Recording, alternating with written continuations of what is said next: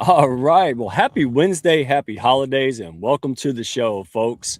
Good gracious. If you don't know me, my name is Mike Asherbranner, professionally known as the Redneck Connector and proud and humble leader of the Hounds of Business community. And I am here with my wonderful co host, and she'll be running all of these operations backstage. Lord help her. April Wyatt, how are you today, my friend? Oh, I'm doing great. I'm so excited for this event. This is going to be next level, Mike. You did such an amazing job getting everybody together. And wow, just fasten your seatbelts, as Mike would say. We're going to have some fun this evening. Oh yeah, and we're gonna have a lot. We're gonna do a lot in a short amount of time. So, folks, this is your time. And so, before I get into it and tell everybody what this is about and what they're about to experience, April, let's pull up your. I want to give you a shout out because you work hard. You work hard helping me. You've been a trusted guide and friend of mine personally. For goodness, what, a year and a half at least? Has it been that long? It's been close to Oh, 2 years, friend.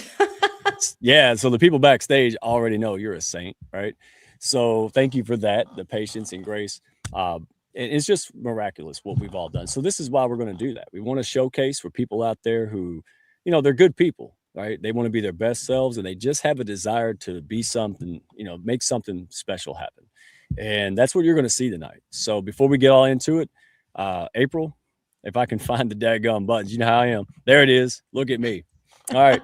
So you have an amazing retreat coming up next year. Tell everybody about it. I haven't heard people Mm. won't stop talking about this, and I might have to go. And I don't even go to the gas station anymore, so I might even know if I'm allowed to. So tell folks how they can plug into this and take it away. Yes, thank you. Thank you for the invitation. This is an amazing experience, and it's not about just escaping to get to Bali. It's more about discovering more about yourself, letting go of the tensions, the noise that we're all experiencing, so that way we can remember who we are. So this is a photo of me.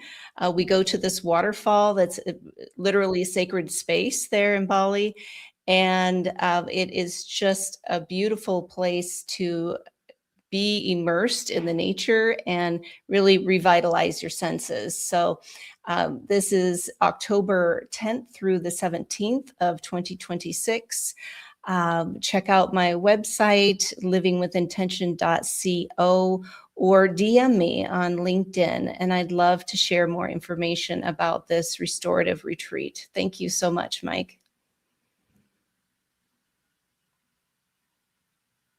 Are you there? You're on mute, Yeah, my I'm friend. doing my mime impression.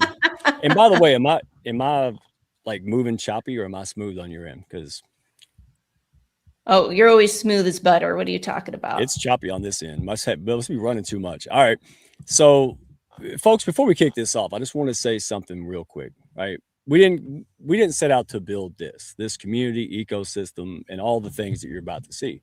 Right? I didn't wake up one day saying, "Well, let me go build a community and a media network and all of this and a state." The truth is, I resisted it for a long time. So tonight isn't a flex, folks. It's a reminder. Right? What you're about to see, collectively and individually, is living proof of what can happen when people with heart, vision, and integrity link arms and build something special together. No joke, right? Even when they had no blueprint, no shortcuts, oftentimes no money, right? Building from dirt, and oftentimes little or no belief. And none of those traditional methods usually work for a lot of folks, right? They didn't take them where they wanted to go. And so today's, if that's you, this show is for anybody out there with a dream, a calling, and an ambition, right? Maybe you don't have the map. Maybe you're tired of stuff that doesn't work and you think you're the issue, right? I keep working hard, things aren't working, right? And you feel like you might be the problem. Yeah. How do I know that? That was me for most of my life. And so anyway, maybe you're already doing big things too.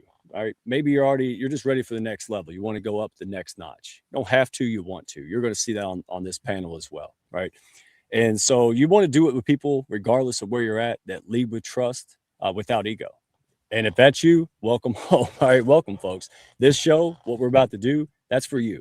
So tonight, hey, I encourage you, comment, rub elbows. You're going to meet and get to know some of the most successful, heart centered, and down to earth people you ever meet in your life, right? No exaggeration. And here's the thing, none of this came from cold pitch, DM, trying, and all that stuff. Nothing wrong with it. I just want you to understand there's more than one way to skin a cat, as we say in the South, right? So everything you see tonight was earned through trust, shared values, and building what we didn't have so we can all rise together. That's the energy we're going to bring into 2026.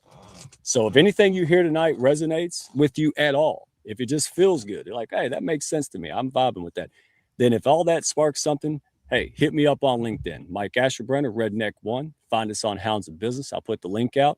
That's your invitation to join our group call. All right, we're not selling it, we're sharing it. And if it resonates, maybe this is your pack, right? So, all right, we're gonna roll. We're gonna roll the intro. Bring up these amazing co-hosts. These folks are amazing heart people, unbelievable. And we're gonna get this party started. Again, thank you, April Wyatt, for all you do and running this tonight. My goodness, thank you so much. You're welcome. Let's get this party started. Hey, no time like the present. Let's do it.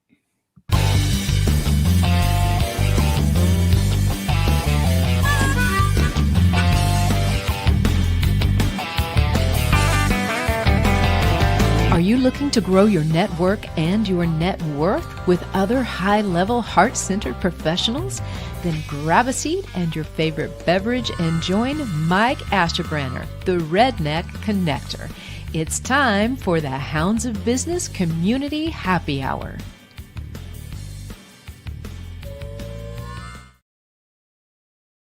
All right, folks. Well, hey, April, I'll tell you what, just let them in. Let the barn door open. Let them run wild. Let the co-host. We'll keep Adam and Jesse back there for a minute. We want to keep the suspense. There we go. Well, Miss Victoria. All right. Kevin Smith. Dr. J. Joshi. Oh, man, he fell out of the sky. And hopefully he can hear us. That Chris Jarvis. Are we good now? Can you hear me? I got you. Oh, man. Tech support. Hey, I do it all. I'm like Redneck Batman, bud. All right, so welcome to the show. How are y'all doing? Doing awesome. Doing great, bro. We're doing great. We're ready to rock and roll, Mike. Yeah, some of us just still trying to figure out what we're doing here. That's amazing. So let's start this way. Kevin Smith, do me a favor. I want everybody out there to know, like, just the version of who you are, what do you do, and what brought you here, my friend. And I'm going to show this screen so everybody can go to Kindness Worldwide. And that's how I met Victoria. So give us the little bitty bit. Well, thank you, Mike. Well, the truth is, I'm just an ordinary guy who was touched by the actions of an ordinary woman who did an extraordinary thing. She was kind. And one act of kindness ultimately inspired me to thank this Good Samaritan woman who returned my lost wallet on Good Friday morning, 2023, moments after I realized it was missing. I just wanted to thank her in a more meaningful way. And it actually almost miraculously opened up pathways to become something so much more. It became about making a meaningful difference and ultimately inspired me to form the global nonprofit Kindness Worldwide, which has a vision to create a culture of kindness in communities throughout the world. I don't think there's anyone who would disagree with the statement that our world needs kindness now more than ever. And that's exactly what we're going to do. Hey, well said, as usual. And that's what gets me, Kevin. You're a busy man. You're a CEO. You're one of the most credited wealth advisors in the U.S. And here's how I put it, Chris. He lost his wallet one Good Friday morning, and then he lost his mind, right? And so we'll get into that in group two, because we have 3 nonprofits that we full on support, and we want to make sure people understand why and how they do that, because people will want to be involved. They just got to see it. So that leads me to Victoria. How do you say your last name? It's not a costume. Vespico. So we like to say my best skill is talking, so we put speak in my last name. Good. Then you can host my show from now on. You just say the word, my friend. All right. So welcome to the show. So happy to have you here. And let the folks know you are 2025 Miss Pennsylvania. Tell us about that, and then how you got hooked up with Kevin and drugged to the Hounds. How'd that happen? Absolutely. So I am an advocate for sustainability first and foremost, which led me to the Miss America opportunity. And so now I have the really unique job of representing the Commonwealth of Pennsylvania as the 95th anniversary Miss PA. And so it's just been an absolute blessing. And because of that role, I was invited to pack the park with kindness in York County, PA at the York Revolution Stadium. And I was able to meet Kevin and his entire team and hear Kevin's story about truly how one simple act of kindness can change the world, and how he has taken something so simple and made it into this beautiful worldwide mission of spreading kindness, welcoming people into the fold, and showing how each of us have the opportunity to change the world. So it's just been a benefit to be able to carry that mission throughout my years in Pennsylvania. And we have video, so you already started blushing when I just even showed the video backstage. But that's why I saw that and I went, okay, Kevin, you know I'm gonna like need an intro. He's like, yeah, I know it's coming, because you're heartfelt. It was real, right? I mean, you can see through the lines. So thank you for that. And then we have, all right, this guy, Chris Jarvis. All right, he don't need an introduction, I don't think. I had the privilege of bringing Chris onto the Mike King show. We had a great chat in the backstage, and then I realized, hey, this guy's like us. So we had to bring him on to tonight's show. Appreciate you being here, Chris. How are you feeling, man? I'm doing great. Happy to be here as well. Wonderful. Well, hey, tell the folks who may not know you for some reason, hey, who's Chris? What's he doing and what's he looking to do? That's a long thing. I'll try not to bore you too much. Never. Recovering mathematician and actuary. I've made a living of saving very wealthy people a lot of money for a long time. And one of the things that I found was there's a lot of people who can be successful. Very few people can be super successful. And then I found the people that were super successful, a lot of them weren't very happy. And kind of cracking the code or decoding what that was, it's the opposite of what you see on social media. And this whole being the giraffe, I did a TED talk with 4.5 million views a couple years ago, and then I wrote Be the Giraffe. And it's the only animal that evolved to be more vulnerable. It sticks its neck out, and as a result, it can see things others can't and reach heights others won't. And basically, people want to reach higher. They want to be seen, stand out, reach higher, and they want to elevate others. And what I found was that the people that were most successful, they did something really unusual in their business that led to fantastic connection. And for me personally, when I stopped trying to be the smartest guy in the world or in the room and leaned into becoming the most vulnerable guy in the room, is where the deepest connections happen. And it's how I've worked with a number of billionaire families and large CEOs, and I'm on the board of a business school and a med school, and it's all about human connection. And at the end of the day, you've got to be able to talk about your failures. And it's not a highlight reel. It's, if you read Be the Giraffe, it's getting kicked out of companies I started, it's getting divorced, it's living on couches, and it's you go through all that stuff, and that's where real human connection happens. And when you're not afraid to put yourself out there, you bring people to you, and that authenticity allows you to help other people and allows them to open up to you. And then you have real conversations, and it's not the BS watching, playing, and other foolishness that you see on social. It's just real human connection. At the end of the day, that's the only thing that matters. You're real. We had a chat. I don't want to spoil the whole chat. Go to the Hounds of Business, watch this interview. But that's what got me about you, Chris. You were open up. You're like, hey, I was very successful in my 20s, lost it all, rebuilt it. You're a real guy. You love people. And now you got 19 books. You do TV shows, not because it's about you. It's about helping other people, man. So see why I put you in this good company, right? Kevin Smith, right? Couldn't be next to a similar bird of a feather. And that leads me to the one and only Dr. J. Joshi. Again, proof positive that the right DM by somebody who trusts you can get, I don't even belong on the list. I said, why is this guy calling me? I thought he had wrong number. So he didn't have the wrong number. He said the right intro. Phenomenal guy. So Jay, let me put up our, I had the honor of recently, November 18th, interviewing you as well. My goodness. Again, talking about people who don't have to do anything, but it's like when they asked the guy who first climbed Everest, why are you doing it? Because it's there, right? It's just in you to help and benefit people and be passionate. So take it away. Tell us who you are, what you're doing, and what you're passionate about, Dr. J. Yeah, well, thanks, Mike. Thanks for that intro. And I love it when you make me the fourth batter here. Bases loaded with three amazing runners, and I've got to now hit the home run or the grand slam. So no pressure at all. No pressure. You're used to it, my friend. That's why I did it. Yeah. Go for it. I want to, honestly, I what you guys said, Kevin, Chris, and Victoria. I mean, I'll just piggyback off of all of that.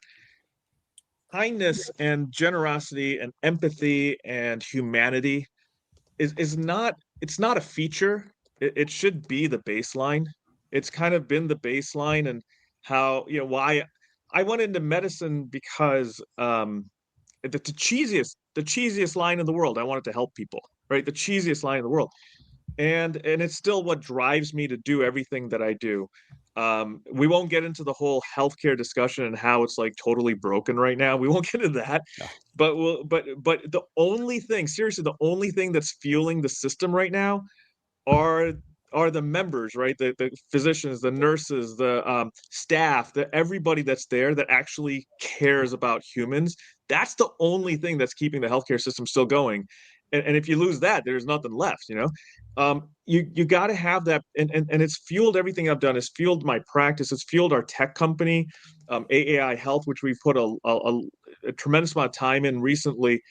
In a nutshell, what we're trying to do is bring objectivity back into medicine, and not that subjectivity that causes it to go off the rails. And you combine objectivity with empathy and compassion and kindness, I'm telling you, you literally, that's the fix. That's the fix for the healthcare system. As you know, I also have a nonprofit called Altruistic Wellness, where we try to raise money to help people who've been victims of some type of trauma.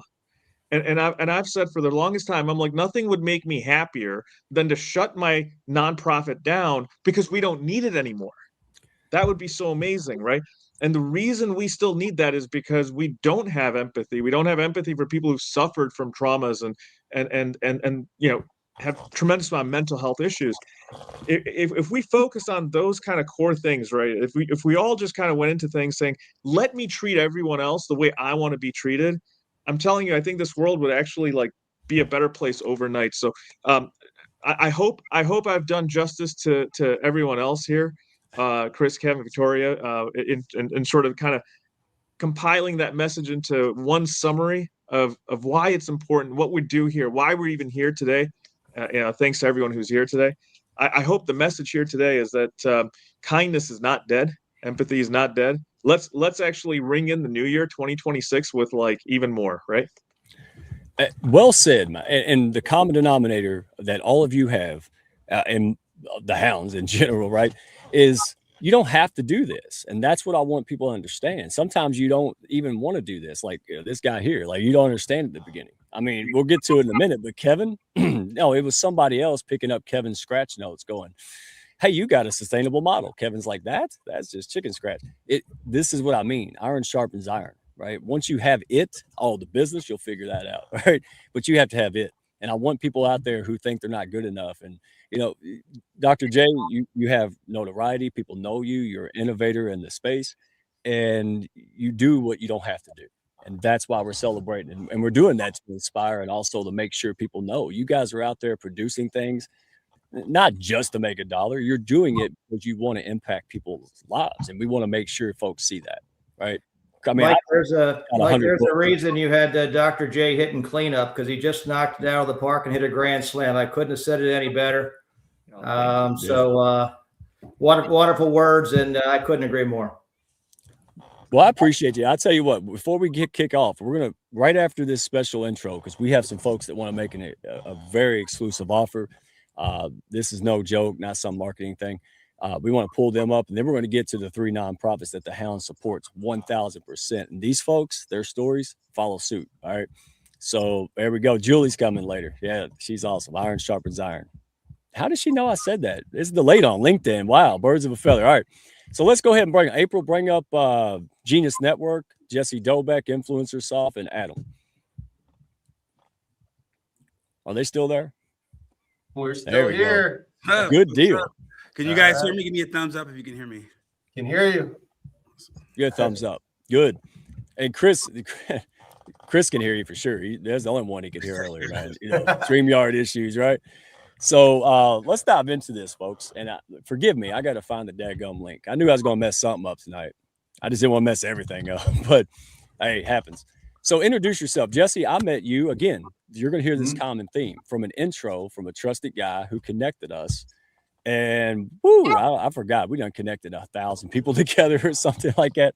But we did a lot of good stuff. And then that led to a whole bunch of contacts and people. And here we are with Adam. And so tell us how you met Adam, what you do briefly. We'll let Adam take it away. And really what I want to know is, how did you guys, first of all, for both of y'all have done this 15 years ago, I believe. How did you all start working with Brandon Burkhardt? All right. And who else have you all ran events for? So why are you doing this? And who have you worked with? Yeah, so Brendan Burchard is a global speaker and just a great guy that's just launched books, New York Times best-selling book after New York Times best-selling book. So I got introduced to him through somebody. I developed a strategy, a marketing strategy, and then that word got over to Brendan Burchard. We showed it to him, me and my partner Mitch, and he took a liking to it. We started working together. We got him to 1 million followers on Facebook within like less than a month. And then he invited me to his event. And that's where I met Adam, because I got escorted backstage from Brendan Burchard's mom to, hey, you want to go meet Brendan? Because we had been working together for like 6 months. I never seen the guy in person. We were doing calls every month, for an hour. And we were just running his ads, and we were helping him get people into his funnels and helping him fill his live event. So I actually got to go experience a live event in person. Who was running his event was Adam. Adam was backstage. It's like, here, here's my team. Here's Adam. He runs this whole show. And I'm like, wow, I was just so impressed, blown away, because I've been to other events, and this was the biggest event I've ever been to. Had probably like 700, 800 people at it. It's a ballroom in, one of the best places in Northern California, and met Adam and made a great connection with him, great relationship. And now we are partnered up together to help other people, and a lot of people in the world run events like Brendan Burchard, because that's the standard. That's where you want to get to, but people don't know how to get there and what steps to do and how to be inspired and where to start from the ground zero. Brendan's first event was 14 people, and he grew it to events. I think they have 300,000 people in their virtual events, and 5,000, 7,000 people in their live events. So. Yeah, so that was awesome. So yeah, Jesse and I met, and initially there was no talk about any collaboration. Just he would give me tips and tricks, and it was just us keeping in contact, right? No need to talk about like potential business deals or anything like that. I think you did an event at San Diego, and I was just offering you some tips and tricks and stuff like that. So it was at least 10 years before we first started working together. So, we met, and it was really just on a friend basis. He was good at what he did. I am regarded as being good at what I do. And that's what's it. The networking led to a collaboration, right? And then in that, lots of synergy, and have been really able to accelerate hosting our masterclass, because my background is in actually producing live events. And with Brendan, I think just him alone, we did 100 events. You would ask some of the other people we've done events for. I mean, Joe Polish, Mel Robbins virtually, Alicia Keys, Lori. I mean, the list goes on. I don't want to bore you with the list, but it has been quite the ride since I started the company in 2016. So, but I have been doing events with Brendan before I started the company back in 2009. So, yeah. So again, it goes back to what I said earlier. It's not have to, it's want to. That you're not done yet, right? So why are live events important, and why do you want to make this affordable and accessible to up and coming entrepreneurs, event planners, all the people that can benefit from it, Adam? Awesome. So we can break it into like 3 pillars, right? So because this is more of a heart-centered environment, which I love, because sometimes you go in a very professional environment. So let's start with the business pillar, right? So this is, if you're into these things, deal flow, right? The quality of investment opportunities is at its peak when you get all these people away from their everyday lives and into a city. And so really deal flow. Also, if you play it right, it could help you jump a ladder or two. I'm sorry, jump a rung or two on the value ladder, right? You don't take so long to establish that, because they kind of walk into the brand.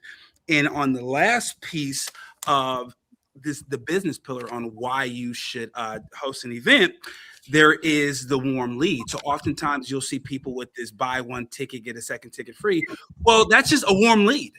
Right. Implicit in that invitation is value, right? So then you can switch to what I call the awareness pillar, right? So one reason why one might want to host a live event: brand awareness, positioning, an extension of the brand and to create a movement, right? And when you create a movement, you have to create a difference, right? You have to move the needle and create a difference, which is that delta that we always talk about, which is change, right? And then there's the heartfelt pillar, right? So this is the more deeply centered pillar, and it's a spiritual reason, right? Or a heartfelt reason. Some of the best reasons to go to a live event, not to produce it, but to go to a live event, is where so many people meet their future collaboration partners, right? Where we use this technique where Joe Polish teaches us, always think in terms of what's in it for them, right? Not going to a meeting thinking, what can I extract from that person? But what value can I give to them? When I met Jesse, he gave me tons of value. He would enroll me in his classes with no expectation of anything in return. So that's very heartfelt reason. And then there's a practical reason, because the footage from live events can turn into a content engine. Now you could go on and on and on, but I hope you guys understand they're in those three pillars. You could dive infinitely deep, but I wanted to keep it practical and to break it down. So three pillars. Absolutely. Yeah, because I'm about to die over here, because this is not a marketing thing. I can't wait to show people what they can do here, because I went to y'all's event and I went, oh my God, I dropped the ball on that. That was phenomenal. No, I was like, I was like, please. They're like, it's Black Friday. I'm like, man, keep it going. I was like, please. Say that. And y'all know I don't do that. Like, I don't play games. So let me ask you real quick, tell us a little bitty bit real quick about a live event formula, and what can folks expect to gain from it? Because if they're not looking to do live events or even better virtual, then it's not worth it. But those who are looking at it and trying to figure it out, why is this important, before I tell them what they got, if that's what they're looking for, before I give them the offer? Got it. So live event formula is basically a community, right? I go all the way back to the information space from 2005, 2004, and I've seen what a well-served community can be built into. So think Eben Pagan. I don't know if you guys remember Eben Pagan, a double you're dating with David D'Angelo, which is Eben Pagan. Joe Polish, starting from the super conference where he was teaching carpet cleaners how to become marketers, and that evolved into a marketing company. A well-served community, often you are the one who's building community, are the ones that benefit. So creating this community has forced me to look at what people need, and then it helps me craft a solution for them, because I really want people to understand, like, I'm really jazzed about this. And I was joking. Unfortunately, my wife doesn't really care that much. So I don't really have a lot of people to talk to, about the joys of the live event industry. And what you saw, Mike, was they literally had to rip me off the stage, because I just kept wanting to give them more and more. My main concern with Jesse was like, Jesse, I want to make sure we start this I want to make sure that people get value, right? I'm not worried about how many people join. I want to make sure that people get value. The right people. We're not trying to give vegan steak dinners over here. So real quick, Jesse, I'm gonna pull it on the screen. Real quick too, I want to add just a tiny bit to what Adam was saying, because I've built a pretty big community with the Facebook, fan page, Traffic Academy, and all the stuff that I was doing about Facebook ads and how to do that. And so the reason why I wanted to partner with Adam on this is because I've kind of already done it through the Brendan community, got on stage, did events, built up a community, had an email list of 75,000 people. And we had probably like 2,000 customers and people that were actually like doing our strategy. So like, this isn't for everybody, but this is for people that really want to do live events at the highest level and get closer and closer and closer to do it. And also network with other speakers and other people that are putting on live events, because this is like a mastermind. This is a way for you to get with people. The most serious people are doing events, and those are the people that we're building, and we're helping them build their list, build their launches, sell more books, courses, their high-end, their masterminds, their consulting packages, like their low ticket, middle ticket, high ticket. Right. So it's monetization, but it's community, and it's turning community into profitability, brand recognition, and something that you can start building partners and equity in multiple channels. And it's just a great way to to network with other people that are at the top of the game. So that's why we're doing this together. So I'm helping with the marketing piece, and he's helping with the actual like putting on the event that's going to be the best possible event they could do. And Mike, real quick. So another thing that's really valuable is over the years of seeing, you know, so many masterminds, I've really come to love the hot seat. Right. So we do a hot seat where somebody, in this case, Joseph, hey, he wants to do an event. So Joseph, come sit in the hot seat. And not only do you get an answer to all your questions, then you get the context, the secrets. And it also, like, especially like AI won't tell you the questions that you should be asking. So even talking about it now, I'm just really intrigued to see what this turns into. And Mike, check out what we're doing is I'm training, teaching, and immediately showing them what I did. So I'm showing them, this is how I built a community. This is how you got here. I collaborated with a marketer. So I really like to do it and then immediately show them what I'm doing to kind of demystify it. We'll have you on the radio show soon. Here's the deal. I came in, I just wanted to see what it was about, make sure it was good, make sure it was valuable. And I was like, oh, wow. And so I don't do this. People don't see me do it unless it's real. People need this. And if they need a guide, AI is not going to tell you the right questions, like you said. So Jesse, give the offer because I just want to make sure people see this. They're going to go doing stuff randomly. And I want them to, it's not the only option, but it's the only one I'm going to put on screen and put my name behind. So what is it?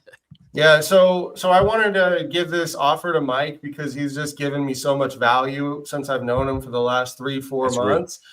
And I just wanted to do this for you guys, anybody listening, anybody here that wants to join us. So we gave a Black Friday offer. I mean, we're basically bringing people in for $497 per year into the program. But I only made this offer to my community, and we signed up 10 people so far. So we have some of my best people that I've been grooming that are now, they're already doing events, all these people. They just want to do them better, and they want to build a real business and have 2026 be their best year. So we're doing weekly coaching calls. So Adam's getting on for like an hour and a half each week. We're going to have guest speakers once a month, and we are guiding people to plan their event, to actually put on their event, execute it, get feedback all the way through the process, step by step, any tech questions, any curriculum, what am I going to teach at my event? How am I going to interact with my audience? Who am I going to get to help me, execute my event live? Do I need help? Do I need somebody to be like a planner? Do I need somebody to do like event coordination? Like what guest speakers am I going to bring? So we're helping people plan events, execute. It's their Super Bowl every single time they do an event. And then how do I monetize that event? And then the biggest thing is, how do I get people butts in seats, right? So we are doing group consulting, group coaching, mastermind. Every single week we meet. We are building a course right now. We have 3 videos done in the course. There's going to be probably like 50 to 100 videos, tons of content. I already have like 4 or 5 guest speakers, some of the top people that have 7-figure and 8-figure businesses that are going to come in and be our guest, speakers. So, and we're going to get more and more and more as we go. And the top people in Adam's network, my network, we're dealing with the top people in this space. Well, my friends. Yeah. So no, I appreciate this. We will put this in the chat. So everybody watching, all right, you got what, 12 hours or something on it. This is not a game. 24 hours. We're going to give you guys this price. All the right. People that are serious, you got 24 hours to join. It's $397 or $147 a month for 3 months. So 3 pay. And then the price is going to go up from there. But, we invite you guys to join us. If you want to work with us, feel free to come in and let's build some events together. We will put this on the chat afterwards. And I don't normally do this, especially on shows like this. But every people ask us, they say, well, who do you know in this thing, that thing, this space? And it breaks my heart when I don't have a trusted answer that can do it. And now we got one. So there's so many people doing live events nowadays. We want to make sure that's available. So if that's in your wheelhouse or someone's looking to do that, this is it. And thank you all for making that, because I begged you 6 days worth or something. And no kidding, because I wanted people to get this. So thank you so much. Hey, Mike, Adam, real quick, can I make one final comment? And it's to Troy. And Yes. he's such a great approach. Just add value. If you do that, you're going to make friends. And that has always been my tact. It is always value first. Don't worry about the money will always follow. It will lag, but that's not why we do it. And so I just want that's to say right. out to Troy.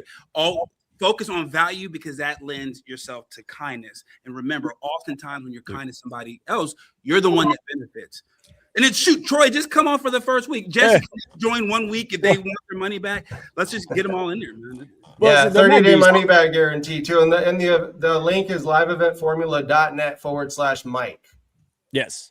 Now, maybe there's some non-hounds, but all the hounds and people that roll with us already know, dude, if I'm putting you up here like this, you're already heart-centered. This is why we're doing it, because a lot of people need it and we want them to have it. So thank you, gentlemen. Appreciate you. And thank you for doing that for us. We really appreciate you all. So we'll get to it. Thank you. Y'all enjoy the show. April. All right, go ahead and roll the next. I'm going to roll a video and get the next group up. This is the heart pillar of the hounds. All right. When you hear the stories, when you see what they're doing and what they have accomplished, I always talk about building from dirt, Kevin. Yeah, you always meet your match, right? You always meet somebody tougher than you or stronger than you or more resilient. We're about to meet them, all right? So let's roll this video and we'll get the ladies up. How's it sound? Anybody want? You could chime in freely anytime y'all want to, too. So this is gonna be a tearjerker. There's a lot of onions gonna be cut here, y'all. If you catch my drift, all right? So let's get to it. One person absolutely can change the world through a simple act of kindness. We see it every day, whether it's making somebody else's day feel better and then that person goes on and does something better for someone else. A ripple effect is something that can be both catastrophic and world-changing. When you do something for someone else, you then therefore inspire them to do the same for the next person that they meet. So something as simple as saying hello, offering a smile, doing something like handing somebody back their wallet when they've lost it can really have just a massive impact both on yourself, making you feel good, and those around you. I am a Northeastern Pennsylvania native, so to know that such a giant movement is starting right here in York, PA is absolutely massive. We always say in the Miss America opportunity that your story started somewhere, that the road to something bigger starts where you're from. So to know that I'm standing in the very city where I was crowned Miss Pennsylvania and my journey to the Miss America stage started, and knowing that I get to be a part of a movement that is so aligned with my mission to make the world a better place by making the world a kinder place is just something that is so inspirational, not only to me, but I think to people all over the world.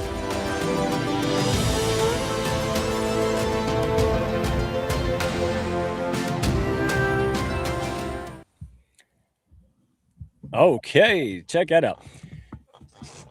So did you blush when you saw yourself? Is that what happened? You know, I don't think you ever get to a point in watching yourself in videos where you're like, oh, this is totally cool. I love seeing myself on screen. No kidding. Especially when you're young. When you get older, you're like, whatever, I got to take out the garbage stuff. But when you're young, yeah, it matters. Right, Kevin? You remember those days too? Oh, absolutely. Well, not only is Victoria in that trailer you just saw, she actually plays a pretty prominent role in the film itself. So, okay. and Victoria, by the way, I mean, true champion of kindness. I mean, I saw Victoria's heart space first time I met her. And I knew like I had to ask her to be an ambassador of kindness worldwide. And she accepted immediately. And she's just been she's just a wonderful person and a true champion of this movement. And I couldn't be more honored and blessed to have her on board as an ambassador. The honor really is mine. And Kevin, everything that you have done truly, and I don't mean to take away from anything anybody else has to say, but truly, if you are not familiar with Worldwide Kindness, everybody really should take even 5 minutes just to go look at the website, because Kevin's story is truly incredible. It really just does go to show how something as simple as handing somebody back their wallet can change the world. And if you get the chance to watch for such a time of this, it is just life-changing even just to watch. Don't you spoil it, right? Because it's today's surprises. That was just one. We got 50 million of them. And real quick, Hounds, if do me a favor, go in your LinkedIn DMs, check that out. Wait for your time. Baz will let you in. So if I keep kicking you out the backstage, that's because it's not time yet. Now, I do wonder where the next ladies are, Shonda Spates from Flourish Foundation and Agape. I need them to come up stage. So we'll get them up here soon. And because Kevin, you're part of this, right? So you're one of the 3 nonprofits and movements that we actively promote. So I'll tell you what, why don't you go ahead and start us off, my friend, and I'll share it. And then also tell them what we've got for the Hounds, because you told them a little mini version, but then go ahead and explain how it became a movement. You're a busy man. You're running a very successful business. Life is good. You lost your wallet and then you went on a wild goose chase. But I don't think the folks heard like what's happened since then. Like, it is absolutely concrete evidence. It's changed departments. It's changed communities. It made property values go up. Crime rates went down because unification of those departments. It's insane. And Chris may not know this. Chris, and you might not have even seen this before. They got police officers running around writing out kindness citations, for Pete's sake, man. That's when I went nuts. I mean, could you imagine police officer walk up, start writing down something? He's like, "Oh, you did a good job." Like, this is for real. Who knew? So Kevin, bridge that for us. We'll start with you. Well, it's really impossible to put into words, Mike, the ripple effects of this one act of kindness. It's literally been throughout the world and back. I've been all over the world. I've been at private castles at the invitation of members of royal dynasties. I have governors engaging, mayors engaging. There's a film. It's a wonderful film that Victoria alluded to, called For Such a Time as This. Elgin Cahill did a wonderful job as a director to try to synthesize what's really indescribable into feature film, but even that, there's so much material left out. But there are people whose lives have been touched, whose lives have been changed, and lives that have been saved because of this one act of kindness. It has started a global movement. It occurred to me in this journey that I believe kindness is humanity's greatest asset. We all recognize we need more kindness in the world. Well, how do we get more of something we want? Well, we recognize it, we reward it, we encourage it, and we celebrate it. And that's what Kindness Week Worldwide, our signature initiative, is all about. It's 8 days in November, from the Saturday before World Kindness Day to the Saturday after. Why 8 days? Well, I identified 8 characteristics of kindness. So symbolically, there's a day for each characteristic. And I also think kindness deserves an extra day. So we added an extra day to the week, made it 8 days instead of 7. The framework of that magical week, it partly includes blood donation. Veterans Day always falls during that week. It's a great way to honor our veterans, symbolic of paying an act of kindness forward to donate blood. It can literally save lives. That's part of the framework. You mentioned kindness citations. We had multiple police departments, not just in York County, Pennsylvania, but beyond, issuing kindness citations to see the good that defines our communities. We had entire ecosystems engaged, schools, businesses to celebrate kindness. So Kindness Week Worldwide, this past year, we had 23 municipalities in York County alone issued a proclamation to recognize Kindness Week Worldwide. Governor Shapiro, state of Pennsylvania, formally recognized Kindness Week Worldwide. This movement spread to multiple states, Delphi, Greece, California, and the vision. And I gave the keynote address at the General Assembly of the World Kindness Movement in Palermo, Italy last October.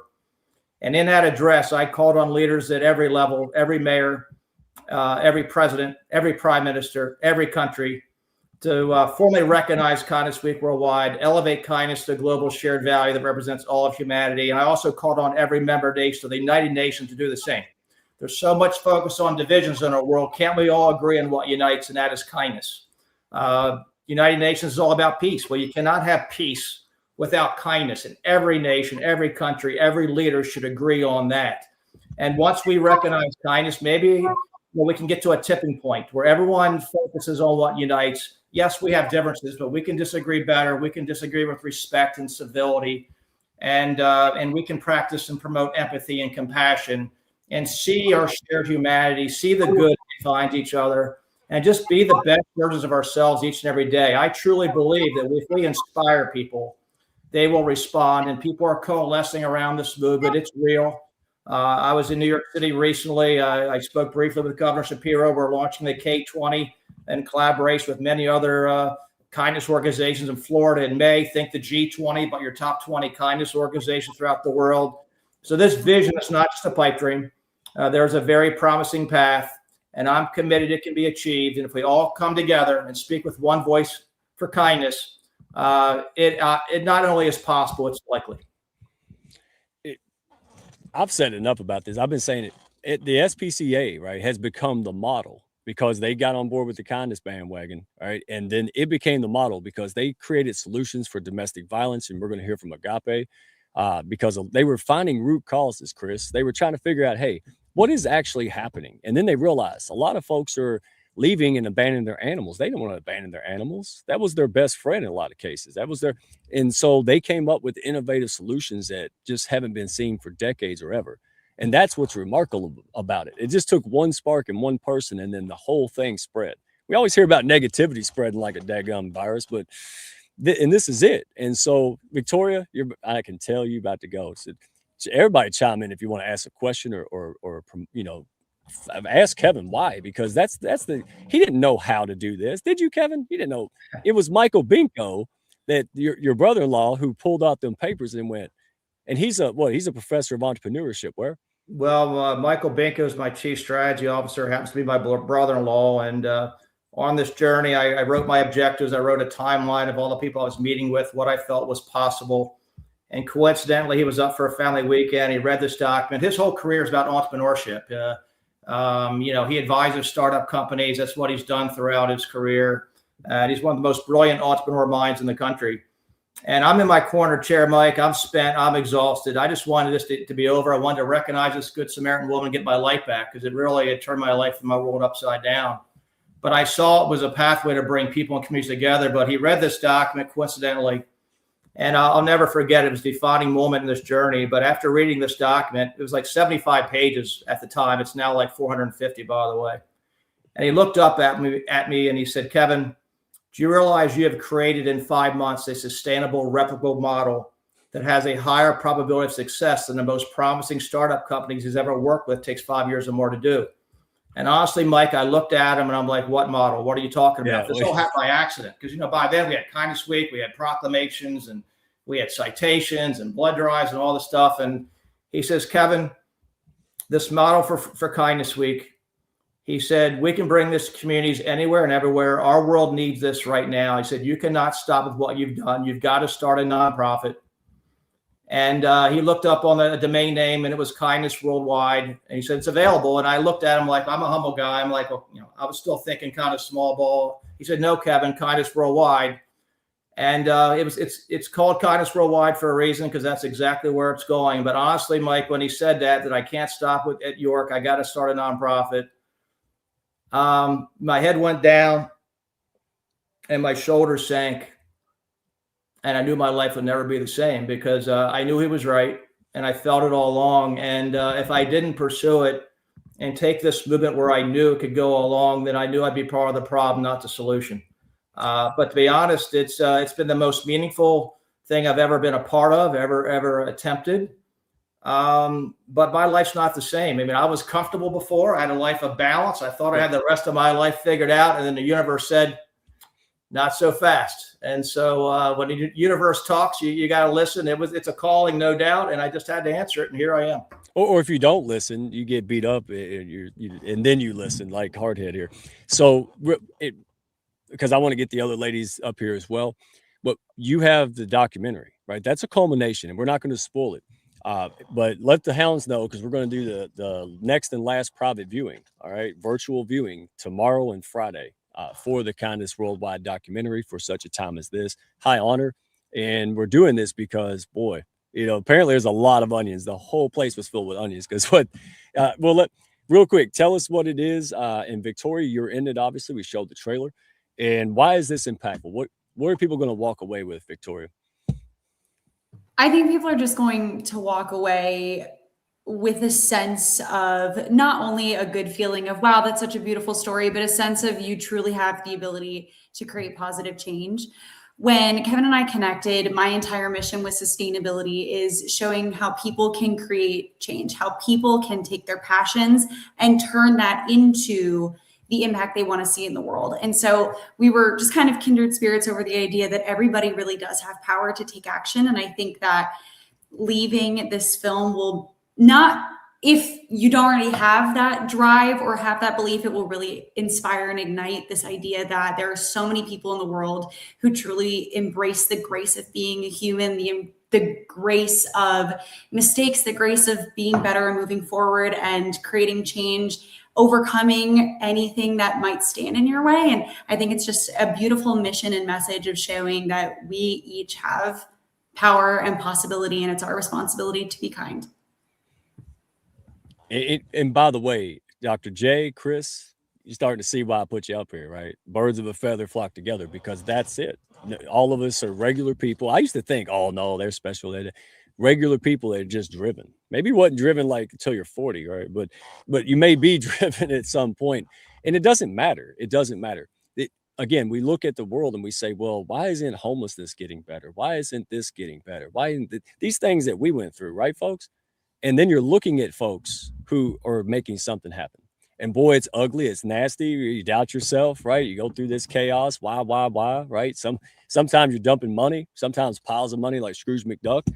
And hey, if that's you, you ain't alone. Whether you're a hot dog vendor or you're on your way up there, that's why I wanted people to see this, right? Because these are regular people. So anybody got anything before I go to Hey, Mike, I throw one thing out, and that is one thing that's really interesting is most of us go through our lives trying to hide the thing from our childhood, or something that it was a failure, or it was a bad situation, or a tough upbringing, or abuse, or perceived failure, anything, whatever that is. And I just got back from a couple of weeks with Deepak Chopra, and just there's something super interesting, and I find that it's this fabric, that's this thread that's pulled through the fabric of time. When you get to a place where you realize the thing that you've been afraid to tell people about yourself is actually the thing that's going to drive you. It's going to drive your story. It's going to drive deeper connection, and it's going to invite people to share things with you. I was with a friend I hadn't seen in a long time, and he's like, how's everything going? And for some reason I said, I'm a shitty father. Like, I just had to send my kid off to boarding school, and this is going back a ways, because I just couldn't get him to make good decisions. And so I was basically like, I can't parent my own kid, so I got to send him away because I can't keep him out of trouble. And fast forward 3 years, and I'm at a graduate school reunion, and the guy stands up in this whole like truth bomb gratitude moment, thanks me for saving his kid's life. And I said, I appreciate that, but what did I do? Like, I don't know what I did other than tell you that I did this. And he said, well, you coached me and my wife on why you sent your kid away, and we sent our kid away because he was having similar drug problems. And what we didn't tell you was his best friend just died of an overdose, and he would have been in the room. Like, I don't know if he would have died, but he for sure would have been there. And like, I wasn't bragging that I was, for some reason, I just happened to tell him. And he wasn't one of my closest friends. He was somebody I was friendly with, but for some reason just felt the need to share that moment. And so when you find that thing, you don't know who it's going to help is one thing. And then when you find this purpose, this thing that, for me, the connection of, I was the oldest kid, my parents got divorced, and I thought I had something to do with it. And so I have this deep desire to connect people because of some unfixed 8-year-old boy pain.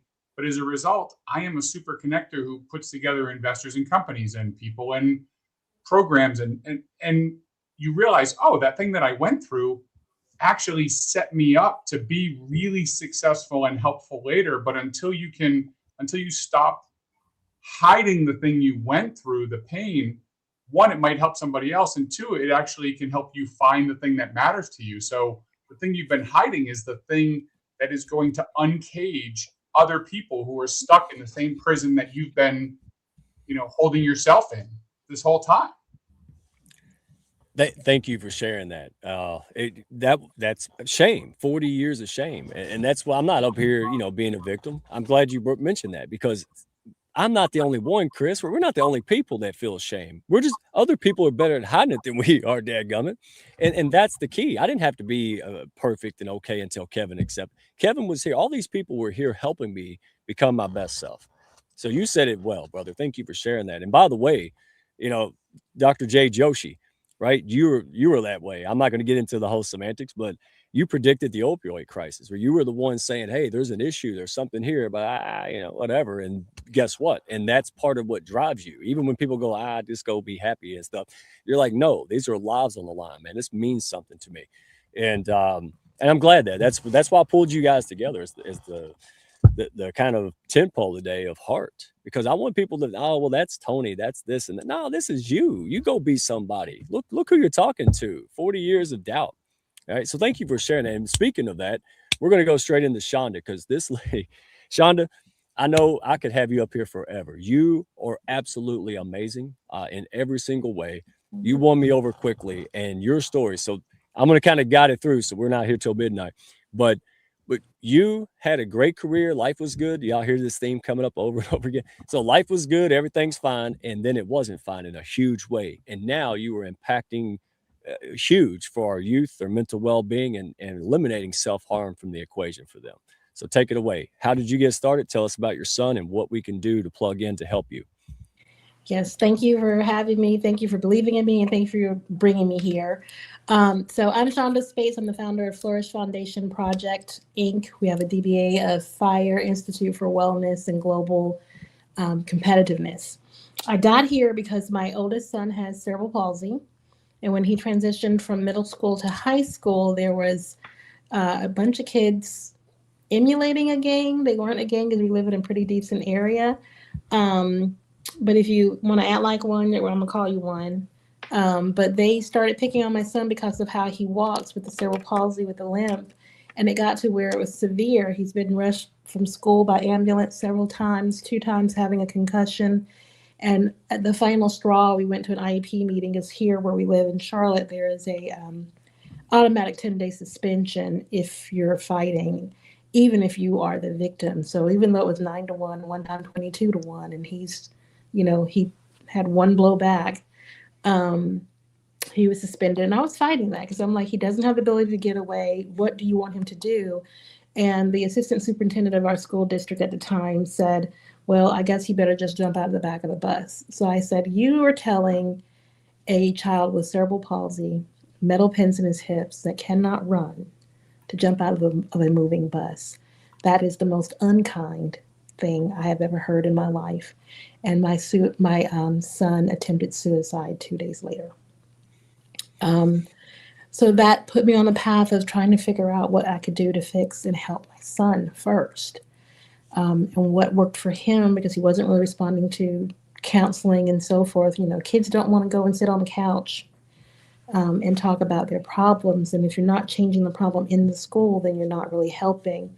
So long story short, what I do or did in my corporate life is corporate gap analysis for businesses. I worked for, several banks here in Charlotte for several years, HR and all that. But I researched, put the same information together for the suicide crisis. And what I found out was alarming. 1.7 million people attempt suicide every year, 51,000 deaths a year. That's about 1 every 11 minutes. And 23% of them are children. So I was not alone in this crisis. So I started looking for what would help my son. And for what helped my son ended up being music. I went on Facebook one day and I said, you know what? I'm sorry. I'm a single mom. I'm divorced. At the time I was going through breast cancer, and I needed a babysitter for a 17-year-old. And that was the reality of it. And I went from 300 people on my Facebook to about 5,000 overnight, because so many people could resonate with that, and so many people were battling the same issue. Long story short, that turned into a group of people helping each other and sitting around in my den and saying, what can we do to fix this? And then I applied what I know about gap analysis and how do we fix these things together into an ecosystem. So now we have an ecosystem where we have national brands, business leaders, celebrities coming together for a holistic solution where we have after-school programs to enrich children, give them the resilient strategies that they need to be able to survive and last these things. And then we have a podcast show that's run by kids that streams out to the internet so we can give them what they need where they need it. Kids are after school, they're on the internet, on these social media platforms. We're putting that information where they need it. We have the kids running it and giving supportive peer support. And then we have public awareness things, which is Sound Quest Station is our after school program where the kids run a podcast studio. And then nationally, we were blessed to be able to have connections with the Carolina Panthers, a lot of different national brands. We got a grant from Coca-Cola to actually run this. And then recently, the Olympic Regional Development Authority and the U.S. Olympic Center. So for May 2023, May 23rd, 2026, we have a 2-day event, which would be history. It's history in the making, you guys. So I'm so excited to announce that we are having this, where we are having a national esports, music, and wellness youth summit, live streamed to the nation on the platforms where kids hang out the most. A potential reach of about 240 million people are on those platforms every day. And we will actually have the kids doing an esports tournament, and they stop at these wellness stations and they learn the skills that can help save lives. When we finish with all of that, the kids leave as ambassadors to go back into their school to promote kindness, to promote anti-bullying with resilient strategies and how to ask for help, all in a stigma-free way. So we are looking for vendor partners, people to come in and do the exhibits and to help with this. This is a great thing from the ORDA, which is the Olympic Regional Development Authority. We don't have to pay for the venue, those kind of things, but we do need support in everything else that has to be done. But this gets the information to the kids. We even have an album made by kids and 3 Grammy Award-winning producers that turn songs into resilient strategies so we can put what kids need where they are. So that's what we are doing. And I'm so proud to be here, so happy that, the Hounds of Business is here to be able to support us. I could not have done it without Mike. Mike is our COO, and kind of coaching me through this because I'm just a mom on a mission. My background is HR. I'm doing this because I need to save my son. If I have to save the world's kids to save mine, then oh well. And that's just where we are. Yeah, I know people want to, I'm not going to take the whole show. I'm not going to embarrass you either. Nobody has paid a bigger price that I've got to see than you. You work tirelessly. You sell your shoes. You've done what people. I sold my car. If talk about dedication in the making. If anybody has anything, and I know Bruce Silverman's going to be joining us too. He heard. I said, "Oh, I'm late for a meeting because of this," and he just kept leaning in. And then that's what I mean. You don't have to sell what you're talking about. You just share it with the right people. They'll take off with that shit. Believe it, right? And so, real quick, there's 3 reasons that these kind of opportunities, especially this one, this was the very hallmark for me. Number 1, I got an introduction from the one and only Dr. CJ, and she said, "You need to meet Mike." And she's like, "That guy? Yeah, you don't know." And then we met. And then number 2, I was willing to say, with love at the right time, folks, the things that no one else would say because they didn't want to lose their stake or paycheck or whatnot. And number 3, this is most key. We believed in each other in this Hounds ecosystem before other people did. Hell, we believed in them before they did, right? So I helped push you and get you up there because I saw you. I saw who you were, and I was like, yeah, we're going to figure it out. And you know what? Guess who was inflating me like an air mattress last week? This lady here. So iron sharpens iron, right? And so anybody want to chime in, and then I want to make sure that they know where to go to support you because I'm 1,000% in, my friend. Thank you. Because you're making real impact. You're not just doing things. You're making real impact where no other organization by themselves can do it. And you're tying folks together. You're not competing. You're filling in the gaps because 1 every 11 minutes, too daggone many. Absolutely way too many. If I can, I was an educator before I was in Pennsylvania and before I did all of this. And so I've worked at that elementary level and seen how this mental health crisis is truly just impacting even the youngest of our students and the youngest of our youth. And so I think I speak for people everywhere when I thank you for what you're doing and how you're working to impact people and create that change and create that awareness, because when young people realize and see that these tools are accessible to them, they hopefully feel a little bit more comfortable in seeking that help. So if it means anything, just thank you so much for what you're doing. Thank you. Thank you. It's Yeah. a pleasure to do it. And like I said, it's an ecosystem. And I think this is something that is, before the world kind of changed and everything, we were working with DARPA. DARPA's I don't even know what it stands for, but it's part of the military. They do things like they created the internet, they created Call of Duty because they needed snipers and all of that. So we're working with that organization to help build a gamified version of what we do. But that department was shut down recently. And it's unfortunate because the world needs it. But I was talking to Mike and I'm like, what are we going to do now? And he's like, well, that's validation that it's a viable solution. So you don't stop. You keep going. You just have to find someone else to do it. So that's where I joined the Hounds, and we have this entire community. But what if we came together and did something together for you so that they see it? Because it's one thing for us to tell it to them and say, hey, this is what you need to do. These are the strategies. But when we reinforce that with the influencers, the artists, the celebrities that join in, we've got several celebrities that go in. Jay Styles from Blackstreet is actually the producer for the album, and several more. I'm probably forgetting a lot of people. Even the Carolina Panthers being able to do videos for us and things of that nature, but sharing it where kids are. From 3 p.m. to 7 p.m., kids are on the internet. And if you notice, this year alone, there were 3 kids that committed suicide in after-school hours while they were playing games. It's not because the games are bad. It's just that is where the kids are.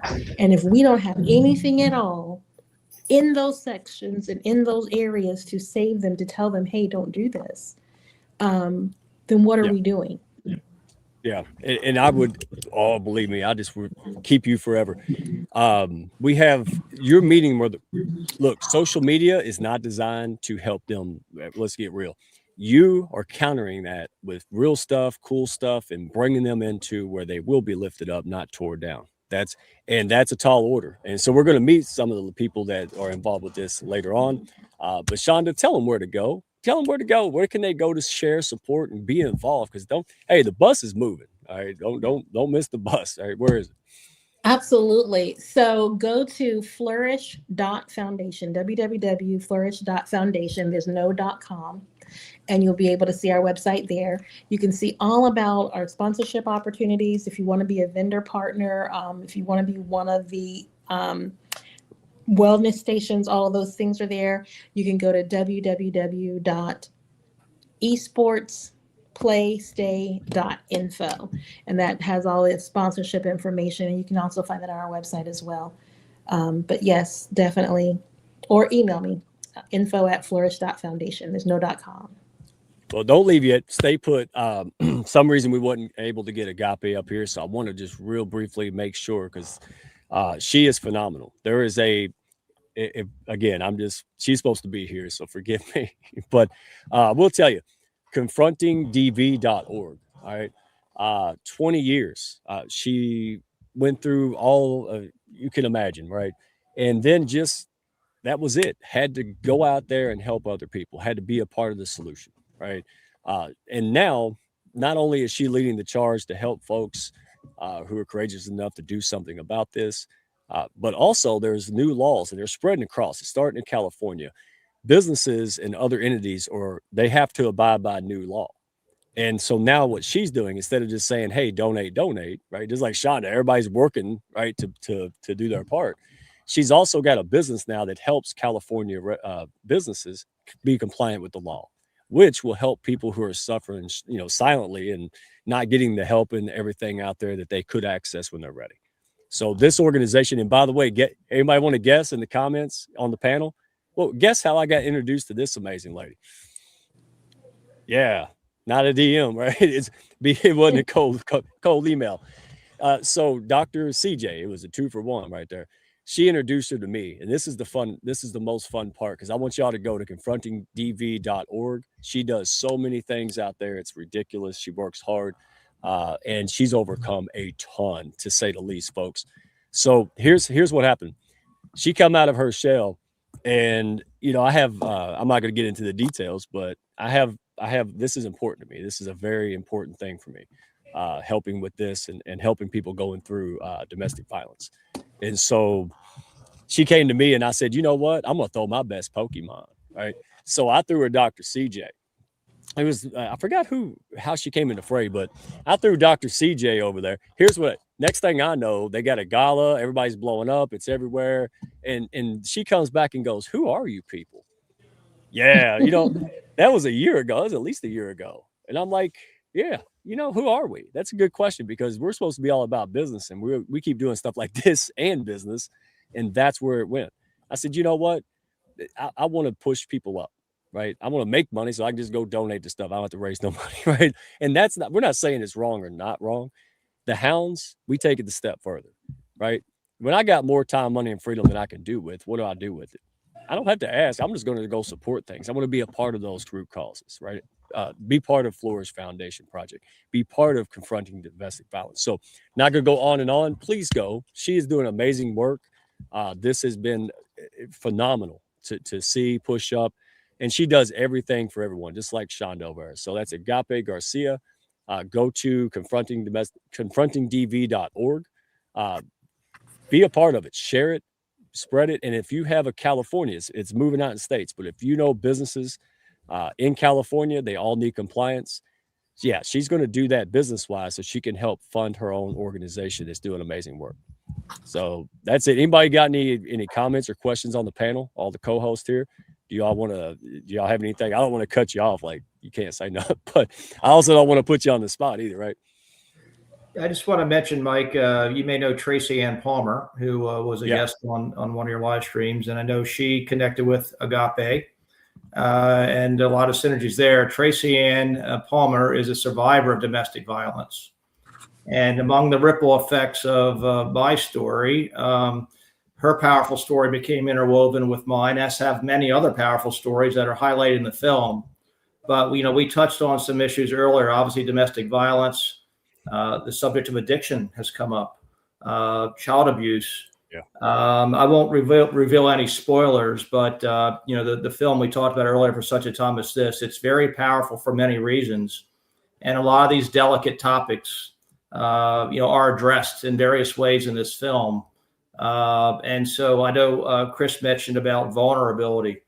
I often like to think of it as availability. There were many people, subjects in this film, who were vulnerable in ways that none of us ever fathomed, to share their stories and made themselves available to mass audiences through this film. And I'm convinced that their stories are not only going to change, but literally save lives, because they were bold enough to share them.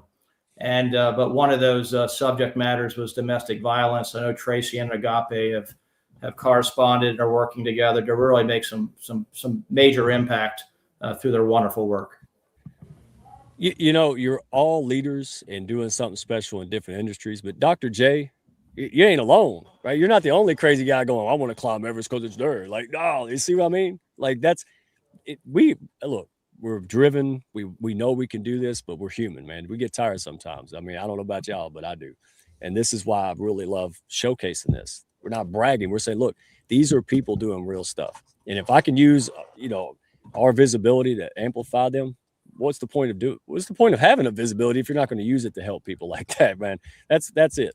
Like, there's like in veterans, there's John Cena and then me, right? I don't think very many people can have enough veteran shows and promotion, and I just love them. So, I love seeing this. Thank you all. Shonda, we will see you soon, my friend. Appreciate you and all you're doing and the opportunity to serve with you. Phenomenal. Thank you for giving me a chance, my friend. It's been a blessing. My pleasure. Thank you. All right, back at you. All right. So we will see her soon, and let's roll this video. All right. And do me a favor. I try to leave you a message backstage there, Miss Colleen, right? You are fearless and you are phenomenal. So I tell you what, when we bring you up on stage, tell us about you and then take it away. And I'll be back in like 1 minute. I got to go check the mail. Right? Somebody's at the door, right? That's code for I got to go bathroom. David Minaski told me that. He said, don't say that. He said, tell me somebody's at the door. So now y'all know my secret. So there she is. Let's roll this video and then bring them up. Every moment matters. Every interaction is an opportunity to be the reason someone believes in the goodness of people. The universe has its ways of manifesting magic at a time of its choosing. That time was 9:57 a.m. on Good Friday morning, 2023. For such a time as this is the endearing story of two strangers whose lives were forever changed through fate and circumstances, and a simple act of kindness.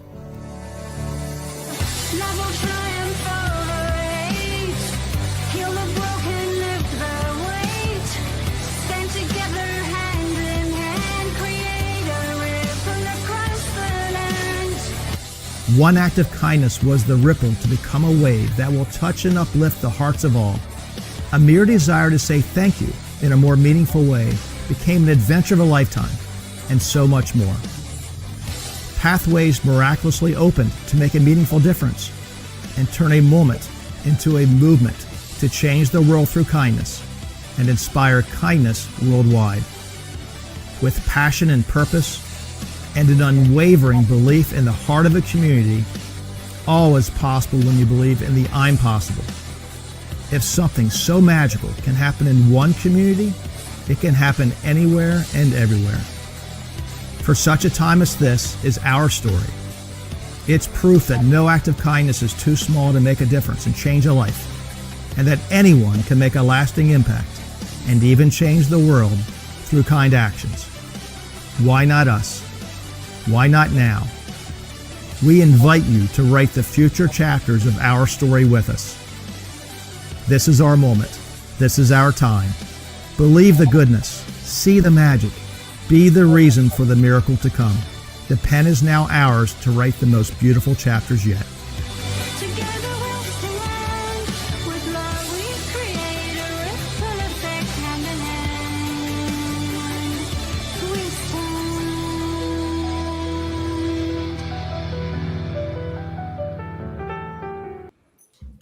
All right, I bet you next time I roll this video, everybody's gonna go run and check the mail break. How about that?